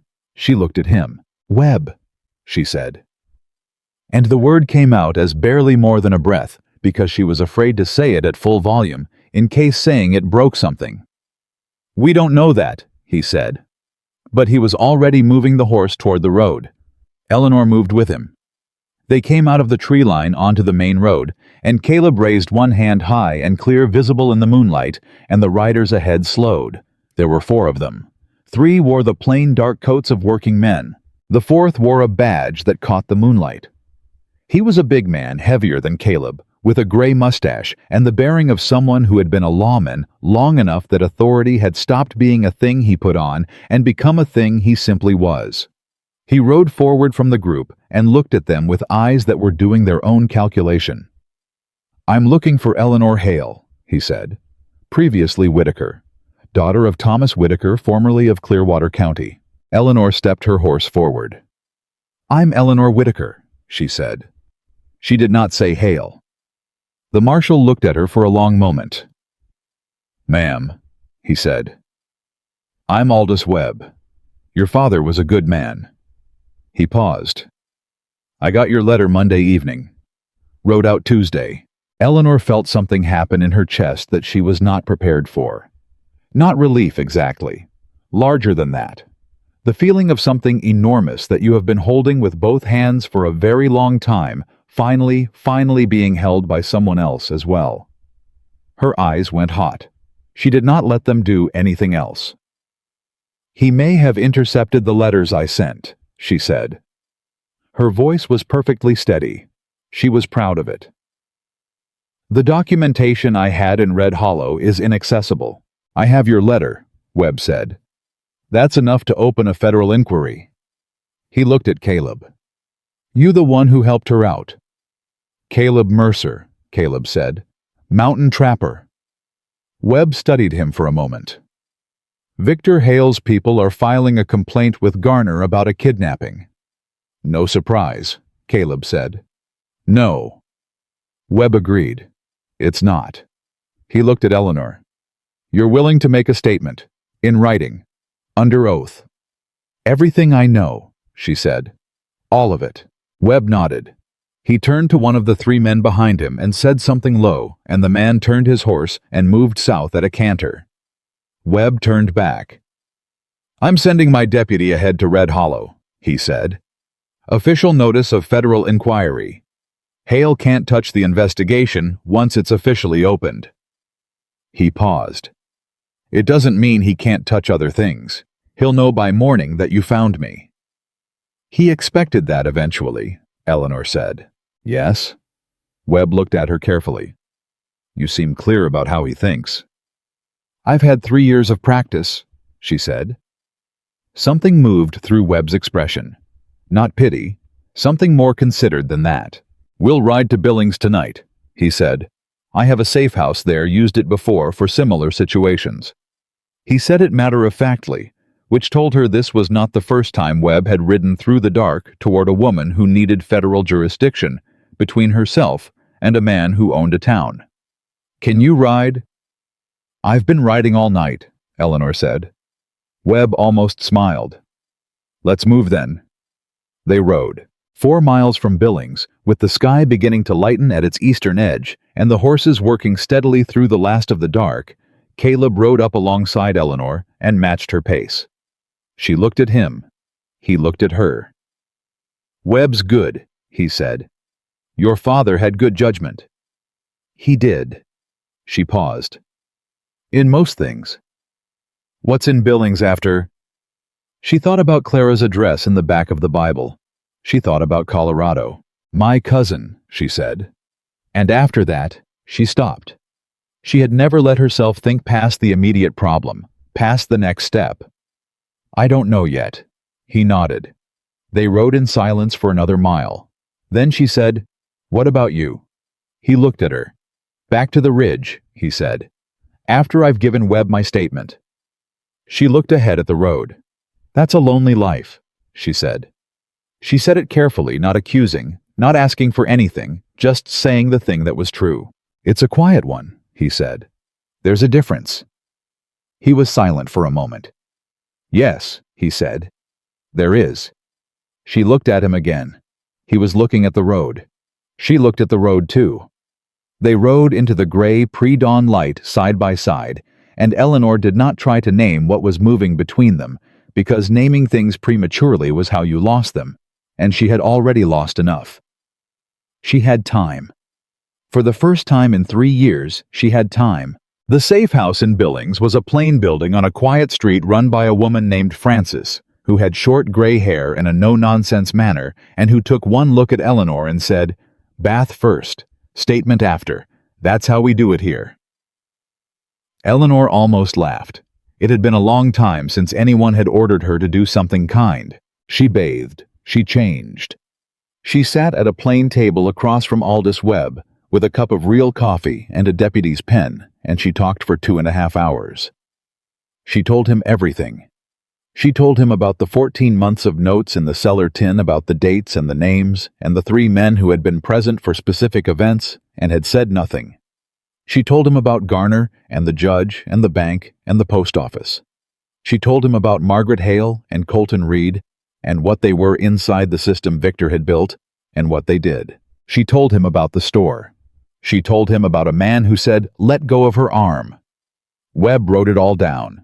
He did not express sympathy or outrage. He wrote it down with the steady attention of someone who understood that the documentation was the point, that feelings were not what would get Victor Hale in front of a federal judge, but specific facts with specific dates and specific names would. When she was done, he set down his pen. The tin, he said, still in the cellar. He may have it by now. Can he destroy it? She thought. He won't, not immediately. He'll want to examine it first, understand what I knew and who I'd told. Victor doesn't destroy things before he understands them. Webb nodded. Then I'll have a warrant for that cellar before he makes up his mind. He stood. He put out his hand. Eleanor shook it. Your father called me honest, Webb said. I try to earn that. You rode through this night, Eleanor said. You've earned it. He left. Eleanor sat at the plain table with her coffee and listened to the sounds of a town she had never been to before, and felt very precisely the specific sensation of a system that had been built around her for 3 years, beginning, not collapsing, not yet. It was too early for that, but beginning at its foundation to crack. Caleb was in the front room when she came out. He was sitting with his hat in his hands, and when she came in, he stood, and the look on his face was the one she had started to recognize as his way of asking a question without asking it. Good, he said. Good, she said. He nodded. She sat in the chair across from him. They were both very tired. Frances says there are rooms, Eleanor said, if you need to rest before you ride back. I might take her up on that. He looked at his hat. I need to give Webb my statement first. Of course. A silence settled. Not the comfortable kind exactly, a different kind. The kind that happens between two people who have been through something together and are now on the other side of it and are not entirely sure how to be on the other side of it with each other. "Caleb," she said. He looked up. "If I wrote to you," she said, "from wherever I end up, would you—" She stopped. She looked at her hands. "I'm not asking for anything," she said. "I just want you to know that you can be found, if someone wanted to find you." He was quiet for a long moment. "I check the post at Clearwater every 6 weeks," he said. "Give or take." She looked up. He was looking at her. "Clearwater," she said. "Yes." She held his eyes. And then, because 3 years of captivity had not taken everything from her, had not taken her father's stubbornness or her mother's humor, or the particular quality of hope she had kept alive in the dark with $47 and a stage schedule and a cousin's address, she smiled. Not the smile she had worn at Victor's table. A real one. Caleb Mercer looked at Eleanor Whitaker, and something in his face did the thing adjacent to a smile. Outside, Billings was waking up. Inside the safe house on the quiet street, 2 people who had survived something sat across from each other in the early morning light, and neither of them spoke, and neither of them needed to, and that was its own kind of answer to a question that hadn't been asked yet, but was there patient and clear, waiting for the right moment, which would come. Eleanor was certain of it. She had learned to be certain of very few things, but she was certain of that. Francis brought breakfast at 7. Eleanor ate. She ate everything on the plate, which was something she had not done at a meal in 3 years, because meals at the Hale table required a particular kind of vigilance that made hunger secondary. Here, there was no one watching the speed at which she lifted her fork. There was no one monitoring whether she spoke before she was spoken to, or sat at the correct angle, or expressed the appropriate appreciation for food she had not chosen. She ate. She drank the coffee. She set down the cup. Then she heard the front door. Not Caleb. She knew Caleb's step. Now she had learned it on the mountain in the dark, the way you learn sounds that mean safety. This was Webb's deputy, the young one he'd sent ahead to Red Hollow last night. She heard his voice in the front room, heard Webb's response, heard the particular quality of silence that follows news that changes the shape of a room. She set down her fork and walked to the doorway. The deputy was dusty from the road and looked like a man who had ridden hard and arrived with something he wasn't sure how to carry. "Mrs. Whitaker," Webb said, seeing her. He did not tell her to sit down. He'd figured out in 2.5 hours of taking her statement that Eleanor Whitaker was not a woman who received news better sitting down. Hale moved faster than I expected. "Tell me," she said. Webb looked at the deputy, who took a breath and said, "When I arrived in Red Hollow this morning with the notice of federal inquiry, Mr. Hale was already at Garner's office. He had his lawyer with him. Man named Pruitt came in from Helena overnight." Helena. Eleanor's mind moved fast. Helena was the territorial capital. A lawyer from Helena meant Victor had sent for him before she left, before Wednesday morning, before she walked out the front door. He knew, she said, not surprise, confirmation. The lawyer filed a counter-complaint before I could post the federal notice. The deputy continued. Kidnapping, theft of household property, abandonment. He paused. And one more thing. Eleanor waited. He's claiming the letter you sent to Marshal Webb was fraudulent, that you were mentally compromised, and that the letter represents the actions of a woman under undue influence from an outside party. The deputy looked briefly uncomfortable. Meaning Mercer. The room was very quiet. Eleanor heard her own breathing. She heard distantly Billings waking up outside the window. He planned this from the beginning, she said. Not just letting me run, the whole thing. He wanted me to run to Caleb. He wanted there to be a man. She said it clearly, because clarity was the only tool she had left, and she intended to use it. Because a wife who runs to a federal marshal is a legal problem. A wife who runs to a man is a story, and stories are easier to control than federal inquiries. Webb looked at her steadily. Yes, he said, that's what he's doing. Can it work? Webb was quiet for a moment. A careful man. She had learned to read careful men differently than she read Victor. Victor's carefulness was calculation. Webb's carefulness was honesty, and honesty sometimes included things you didn't want to hear. "The mental compromise claim needs a doctor's testimony," he said. "Victor would need a physician willing to support it. In Helena, with a territorial judge." He paused. "It's not impossible, if the right people are willing." "They're willing," Eleanor said. "Victor has reach into the territorial system. I told you about the judge in Red Hollow. That judge has a cousin in Helena." Webb's jaw tightened. "Then we need your documentation," he said. "The tin." "He has it by now." "Maybe." Webb turned to his deputy. "Did you see Hale's men at the house?" "Colton Reed was in the yard when I rode past," the deputy said. "Couldn't see inside." Webb turned back to Eleanor. "Is there anything in that tin he can use against you?" She thought. She had spent 14 months filling that tin. Every entry had been specific, dated, factual. She had written it the way her father had taught her to write accounts, without emotion, without interpretation, just what happened and when and who was present. "No," she said, "but he can destroy it now, and without it my statement is the only record." "Your statement is under federal oath," Webb said, "and his lawyer will argue I'm mentally compromised."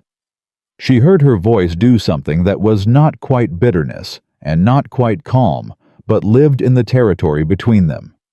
A woman alone against a man with a Helena lawyer and a territorial judge's cousin. Webb said nothing, because there was nothing to say to that which would make it untrue. Caleb appeared in the hallway behind the deputy. He had given his statement and rested 2 hours and come back looking the way he always looked, present, quiet, already reading the room's temperature. He looked at Eleanor's face. "What happened?" he said. She told him. He listened. He did not interrupt. He did not make a sound that was either reassurance or alarm. When she finished, he was quiet for a moment, and then he said, "The 3 witnesses." She looked at him. "You mentioned them in your statement," he said. 3 men who were present for specific events and said nothing. Do you know where they are?" "2 of them still work for Victor," she said. "Useless." "The 3rd?" she thought. "Pete Danvers. He drove the Hale wagon for 2 years. He left Red Hollow last spring. Victor said he was let go for drinking." She paused. "He wasn't. Pete saw something he shouldn't have seen, and Victor gave him money to leave quietly." Caleb looked at Webb. "A paid witness," Webb said carefully. "Victor gave him money to disappear. That means Hale paid to suppress a witness, which is obstruction. If Danvers is willing to say that—" "Where is he?" Caleb said to Eleanor. "He mentioned a sister in Deer Lodge," she said. "He used to talk about her. Said if he ever left Red Hollow, he'd go there." Webb was already looking at his deputy. "Deer Lodge is 6 hours." "I can make it in 5, the deputy said. "Go," Webb said. The deputy went. Eleanor stood in the kitchen of the safe house in Billings and watched the door close and felt the pieces of the next thing assembling themselves in the space where the last crisis had just been, and thought not for the first time that surviving Victor Hale had made her extraordinarily good at living inside uncertainty without being swallowed by it. "He's going to move before the deputy gets back," she said. "Yes," Webb said. "He'll come here. He'll try." Webb pulled his coat off the chair and put it on. "He has no jurisdiction in Billings. Neither does his Helena lawyer. But that doesn't mean he won't try to resolve this outside of jurisdiction." Eleanor understood what that meant. Victor resolving things outside of jurisdiction looked like a conversation in an alley behind the feed store. Like 3 men surrounding 1 man on a road with instructions to make a point. She looked at Caleb. Caleb was looking at the door. "How many men does he travel with?" Caleb said to Eleanor. "Colton and 2 riders usually," she said. "If he brought the Helena lawyer, they may have brought more." She thought about Marsh Duffy and his rifle and the West Trail, and felt something cold move through her that she recognized as not fear, but readiness. "He won't come himself. Not initially. He'll send Colton." "To do what, here in Billings?" "To talk to me," she said. "That's always how it starts. A conversation. Victor is very good at conversations." Caleb looked at Webb.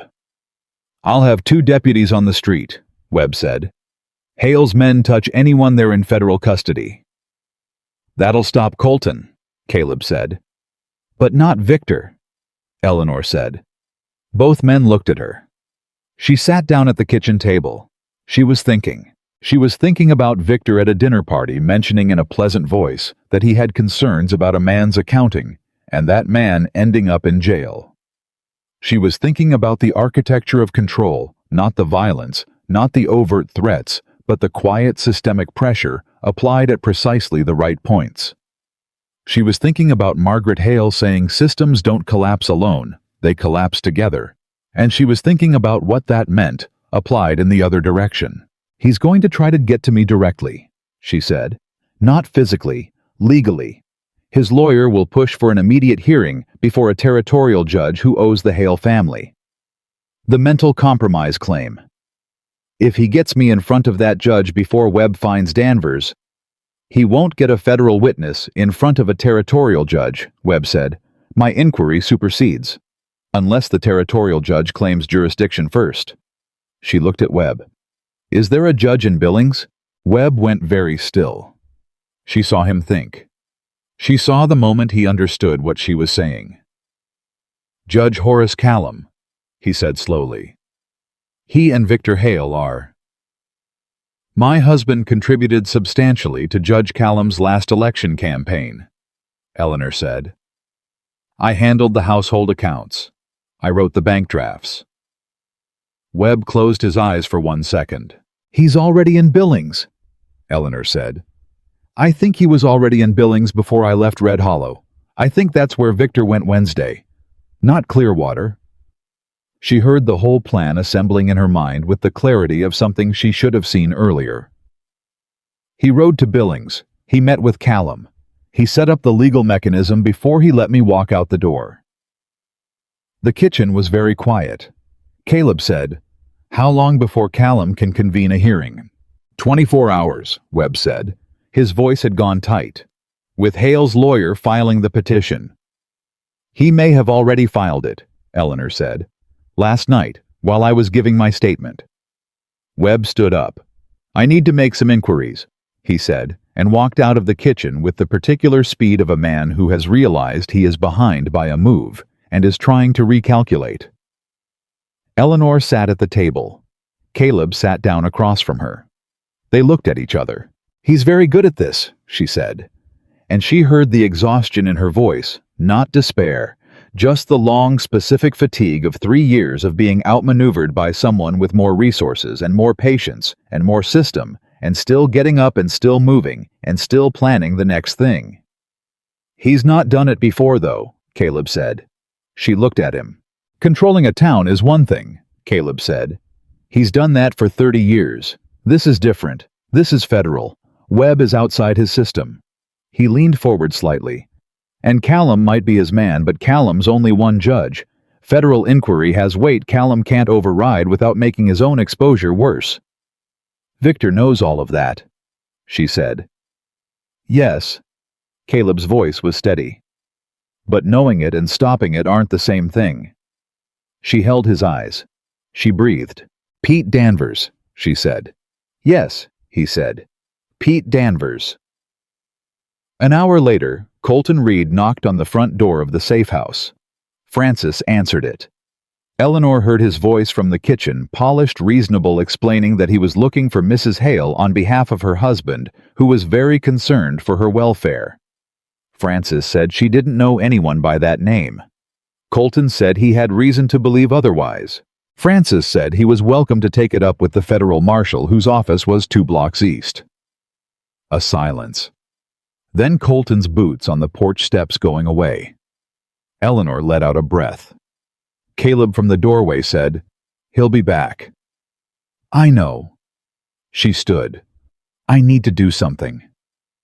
He waited. "I need to write a second statement," she said. "Everything I know about Victor's arrangement with Judge Callum. The bank drafts, the election contributions, the dates." She looked at Caleb. If Victor is planning to use Callum to override Webb's inquiry, then Callum's relationship with Victor needs to be part of the federal record before any hearing happens. You remember the dates? I wrote every bank draft for 3 years, she said. I remember every number. Something moved in Caleb's face that was not the adjacent to a smile thing. It was actual. He looked at her like she was something he was only now understanding the full dimensions of. Then write it down, he said. She wrote for 90 minutes.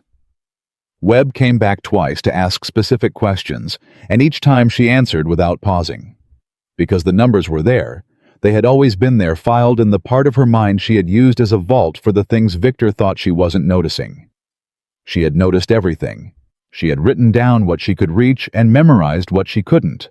And now she opened the memory and wrote it onto Webb's paper in a clear, steady hand that did not shake. When she was done, Webb read it for 10 minutes without looking up. Then he looked up. "Mrs. Whitaker," he said, "I need to send a wire to the U.S. Attorney's office in Helena." "Do it," she said. "This goes beyond the domestic situation," he said carefully. "What you've written here, the election contributions, the bank involvement, this is corruption at the county level, maybe higher." "I know what it is," she said. He studied her. "You've been building this for a long time," he said, not accusing, understanding. 3 years, she said. "I didn't know when I'd need it. I just knew I would." Webb stood. "I'll be an hour," he said. "Don't answer the door." He left. Francis locked it behind him. Eleanor sat back in her chair and felt the strange hollow sensation of having emptied something she had been carrying for a very long time. It wasn't lightness. It was more like the feeling of a muscle finally releasing after it's been clenched so long you've forgotten it wasn't always tight. Caleb came and sat across from her. "You all right?" he said. "I don't know yet," she said. "Ask me when it's finished." He nodded. He understood that. The wait was the hardest part. It was always the hardest part. 2 hours after Webb left, Colton Reed came back. This time, he had 2 men with him and a paper in his hand that he told Francis was a territorial writ. Francis told him she would need to see the marshal before she could accept any documents. Colton told her the writ superseded the marshal's authority in a domestic matter. Francis told him the marshal had left instructions. This exchange lasted approximately 3 minutes. Then it stopped because Webb's deputy appeared at the end of the street and he was not alone. He had a man with him. Older, thick-built, with the walk of someone who had spent years doing physical work and carried the history of it in his body. He was wearing a coat that was slightly too warm for the weather and holding his hat in both hands with the particular nervousness of a man who has been found where he was hiding and is still deciding whether being found is a good thing. Eleanor watched from the front window. She would not have recognized Pete Danvers on a normal day. She had seen him perhaps a dozen times over 2 years, always at a distance, always in the context of wagon work or yard labor.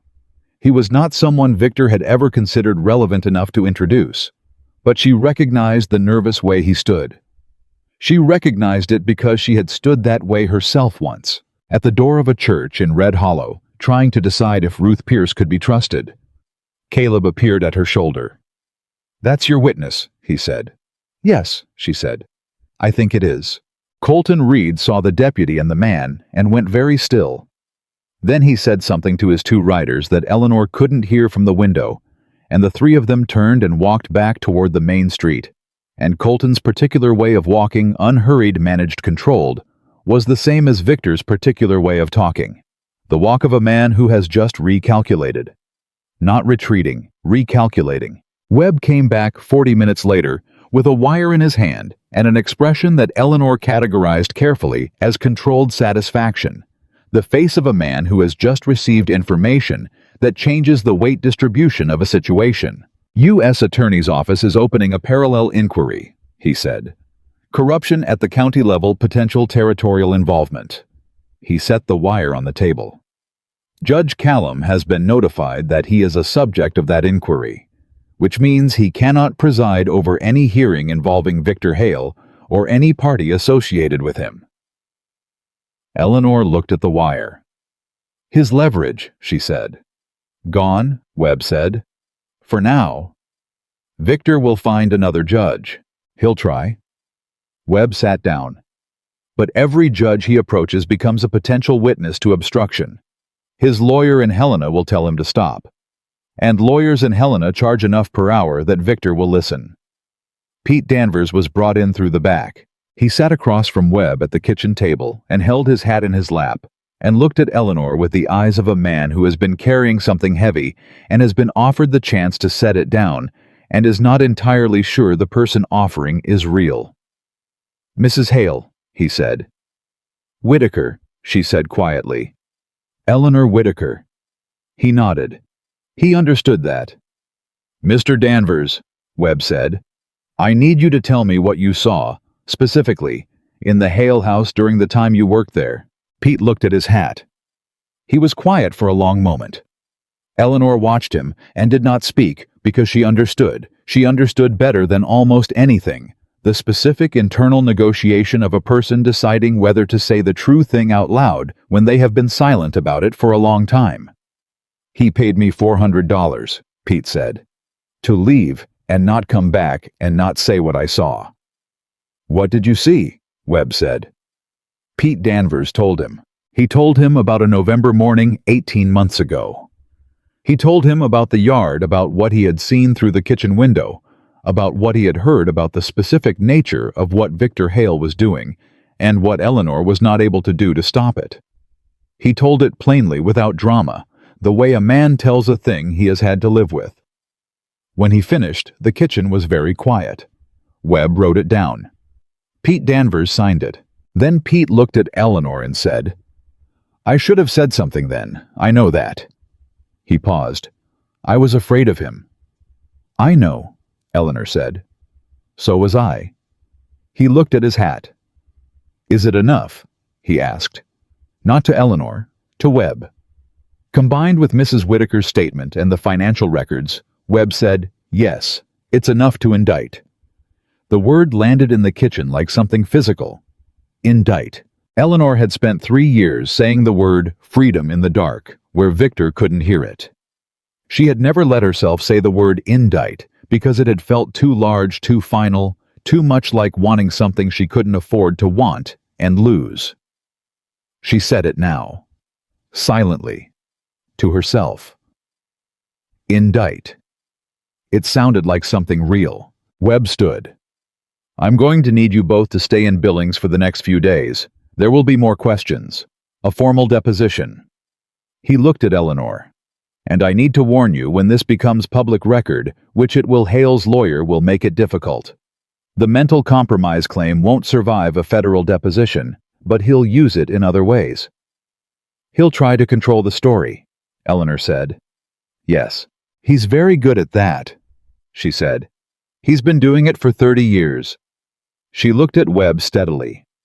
But stories are harder to control when the person they're about is standing in front of a federal judge telling her own version. Webb looked at her for a moment.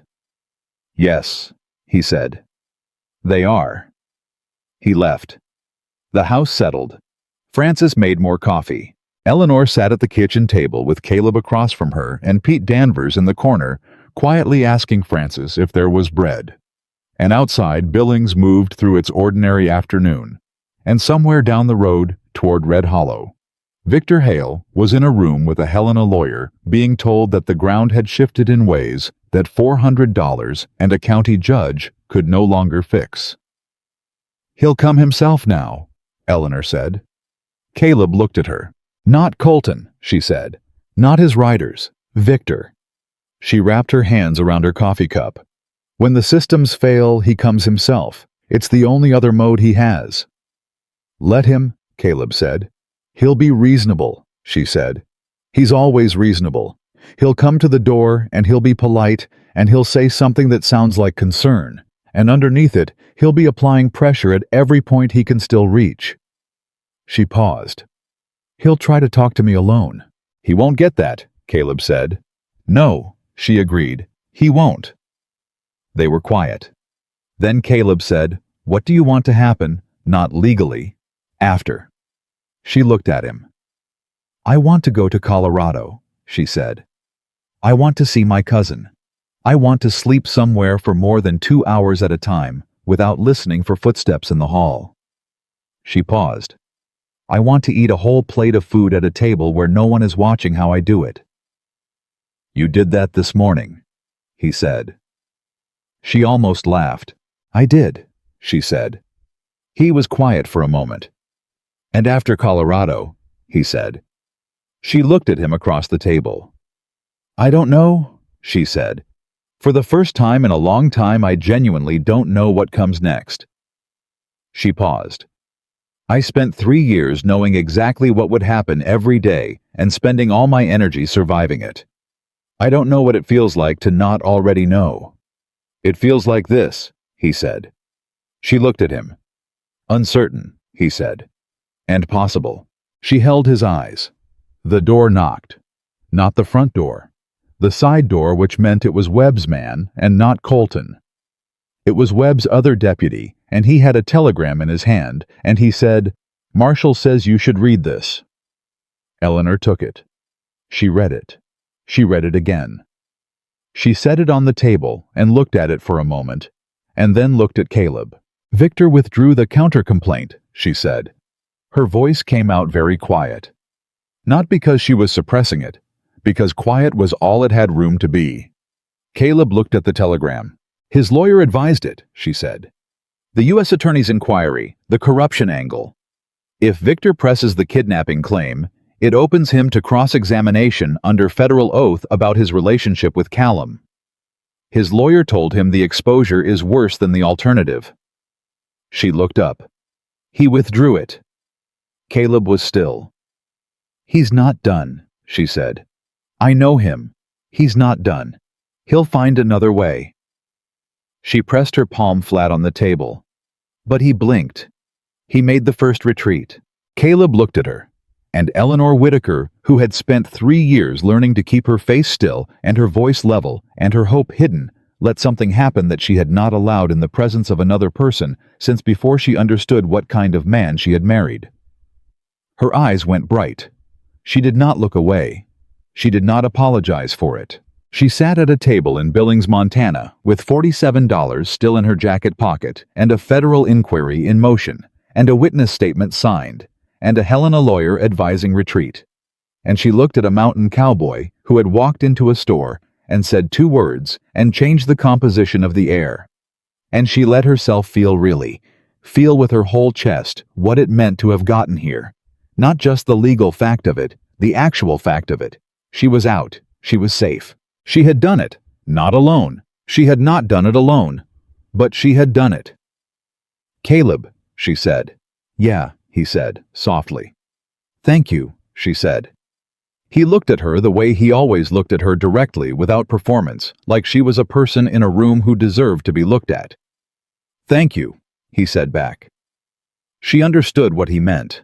She understood that he was thanking her for being the kind of woman who could walk through 3 years of that and come out the other side with her name still intact and her voice still her own, and enough courage left to sit across from a federal marshal and say all of it out loud.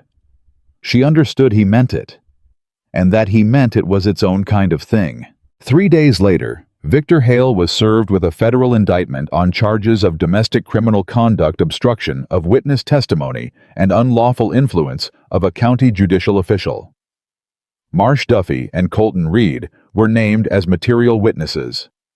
Dale Garner, who had been watching which way the wind blew since Webb's deputy first rode into Red Hollow, had already provided a written statement confirming that he had been instructed to disregard specific incidents at the Hale property on multiple occasions. Margaret Hale, when informed of the indictment, said nothing, which Eleanor was told later by Webb's deputy was the first time anyone in Red Hollow could remember Margaret Hale having nothing to say. Eleanor gave her formal deposition on the 4th day.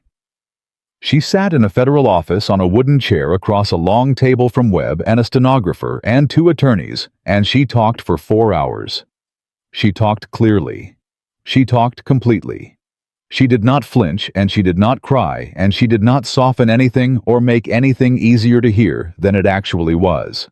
When it was over, the lead attorney said, "Mrs. Whitaker, your account is one of the most thorough I've encountered in 20 years of federal practice." Eleanor said, "I had a long time to prepare it." She bought her stage ticket to Colorado on the 5th day. Caleb walked her to the depot. They stood on the platform, and the stage was being loaded, and the morning was clear and hot, in the particular way of high summer in Montana, and Eleanor held her basket in one hand and her ticket in the other, and looked at him. "Clearwater," she said. "Every 6 weeks," he said, "give or take." She looked at him. He looked at her. She extended her hand. He took it. Not the way Victor had ever taken her hand, not like something being claimed, like something being recognized, like an acknowledgement between two people of equal standing that something true had passed between them and was not finished and did not need to be. She released his hand. She picked up her basket. She turned toward the stage. "Eleanor," he said. She turned back, turned. He was looking at her with that steady look, the one she had first seen across a general store 4 feet away, when the air was full of the specific silence of people choosing to look somewhere else, and he was the only one who hadn't. "Don't disappear," he said. She looked at him for one long moment. "I won't," she said, and meant it the way she meant everything now, completely without the old shadow of fear behind the words, without the calculation of what it would cost her to mean it. She climbed into the stage. The door closed. The driver called out. The stage rolled. Eleanor Whitaker sat with her basket in her lap and watched Billings fall away through the window, and then the road opened up ahead of her, and she looked forward instead of back. Which was, she understood how it was supposed to work. Behind her, Victor Hale's indictment was a piece of paper that would outlast every system he had built.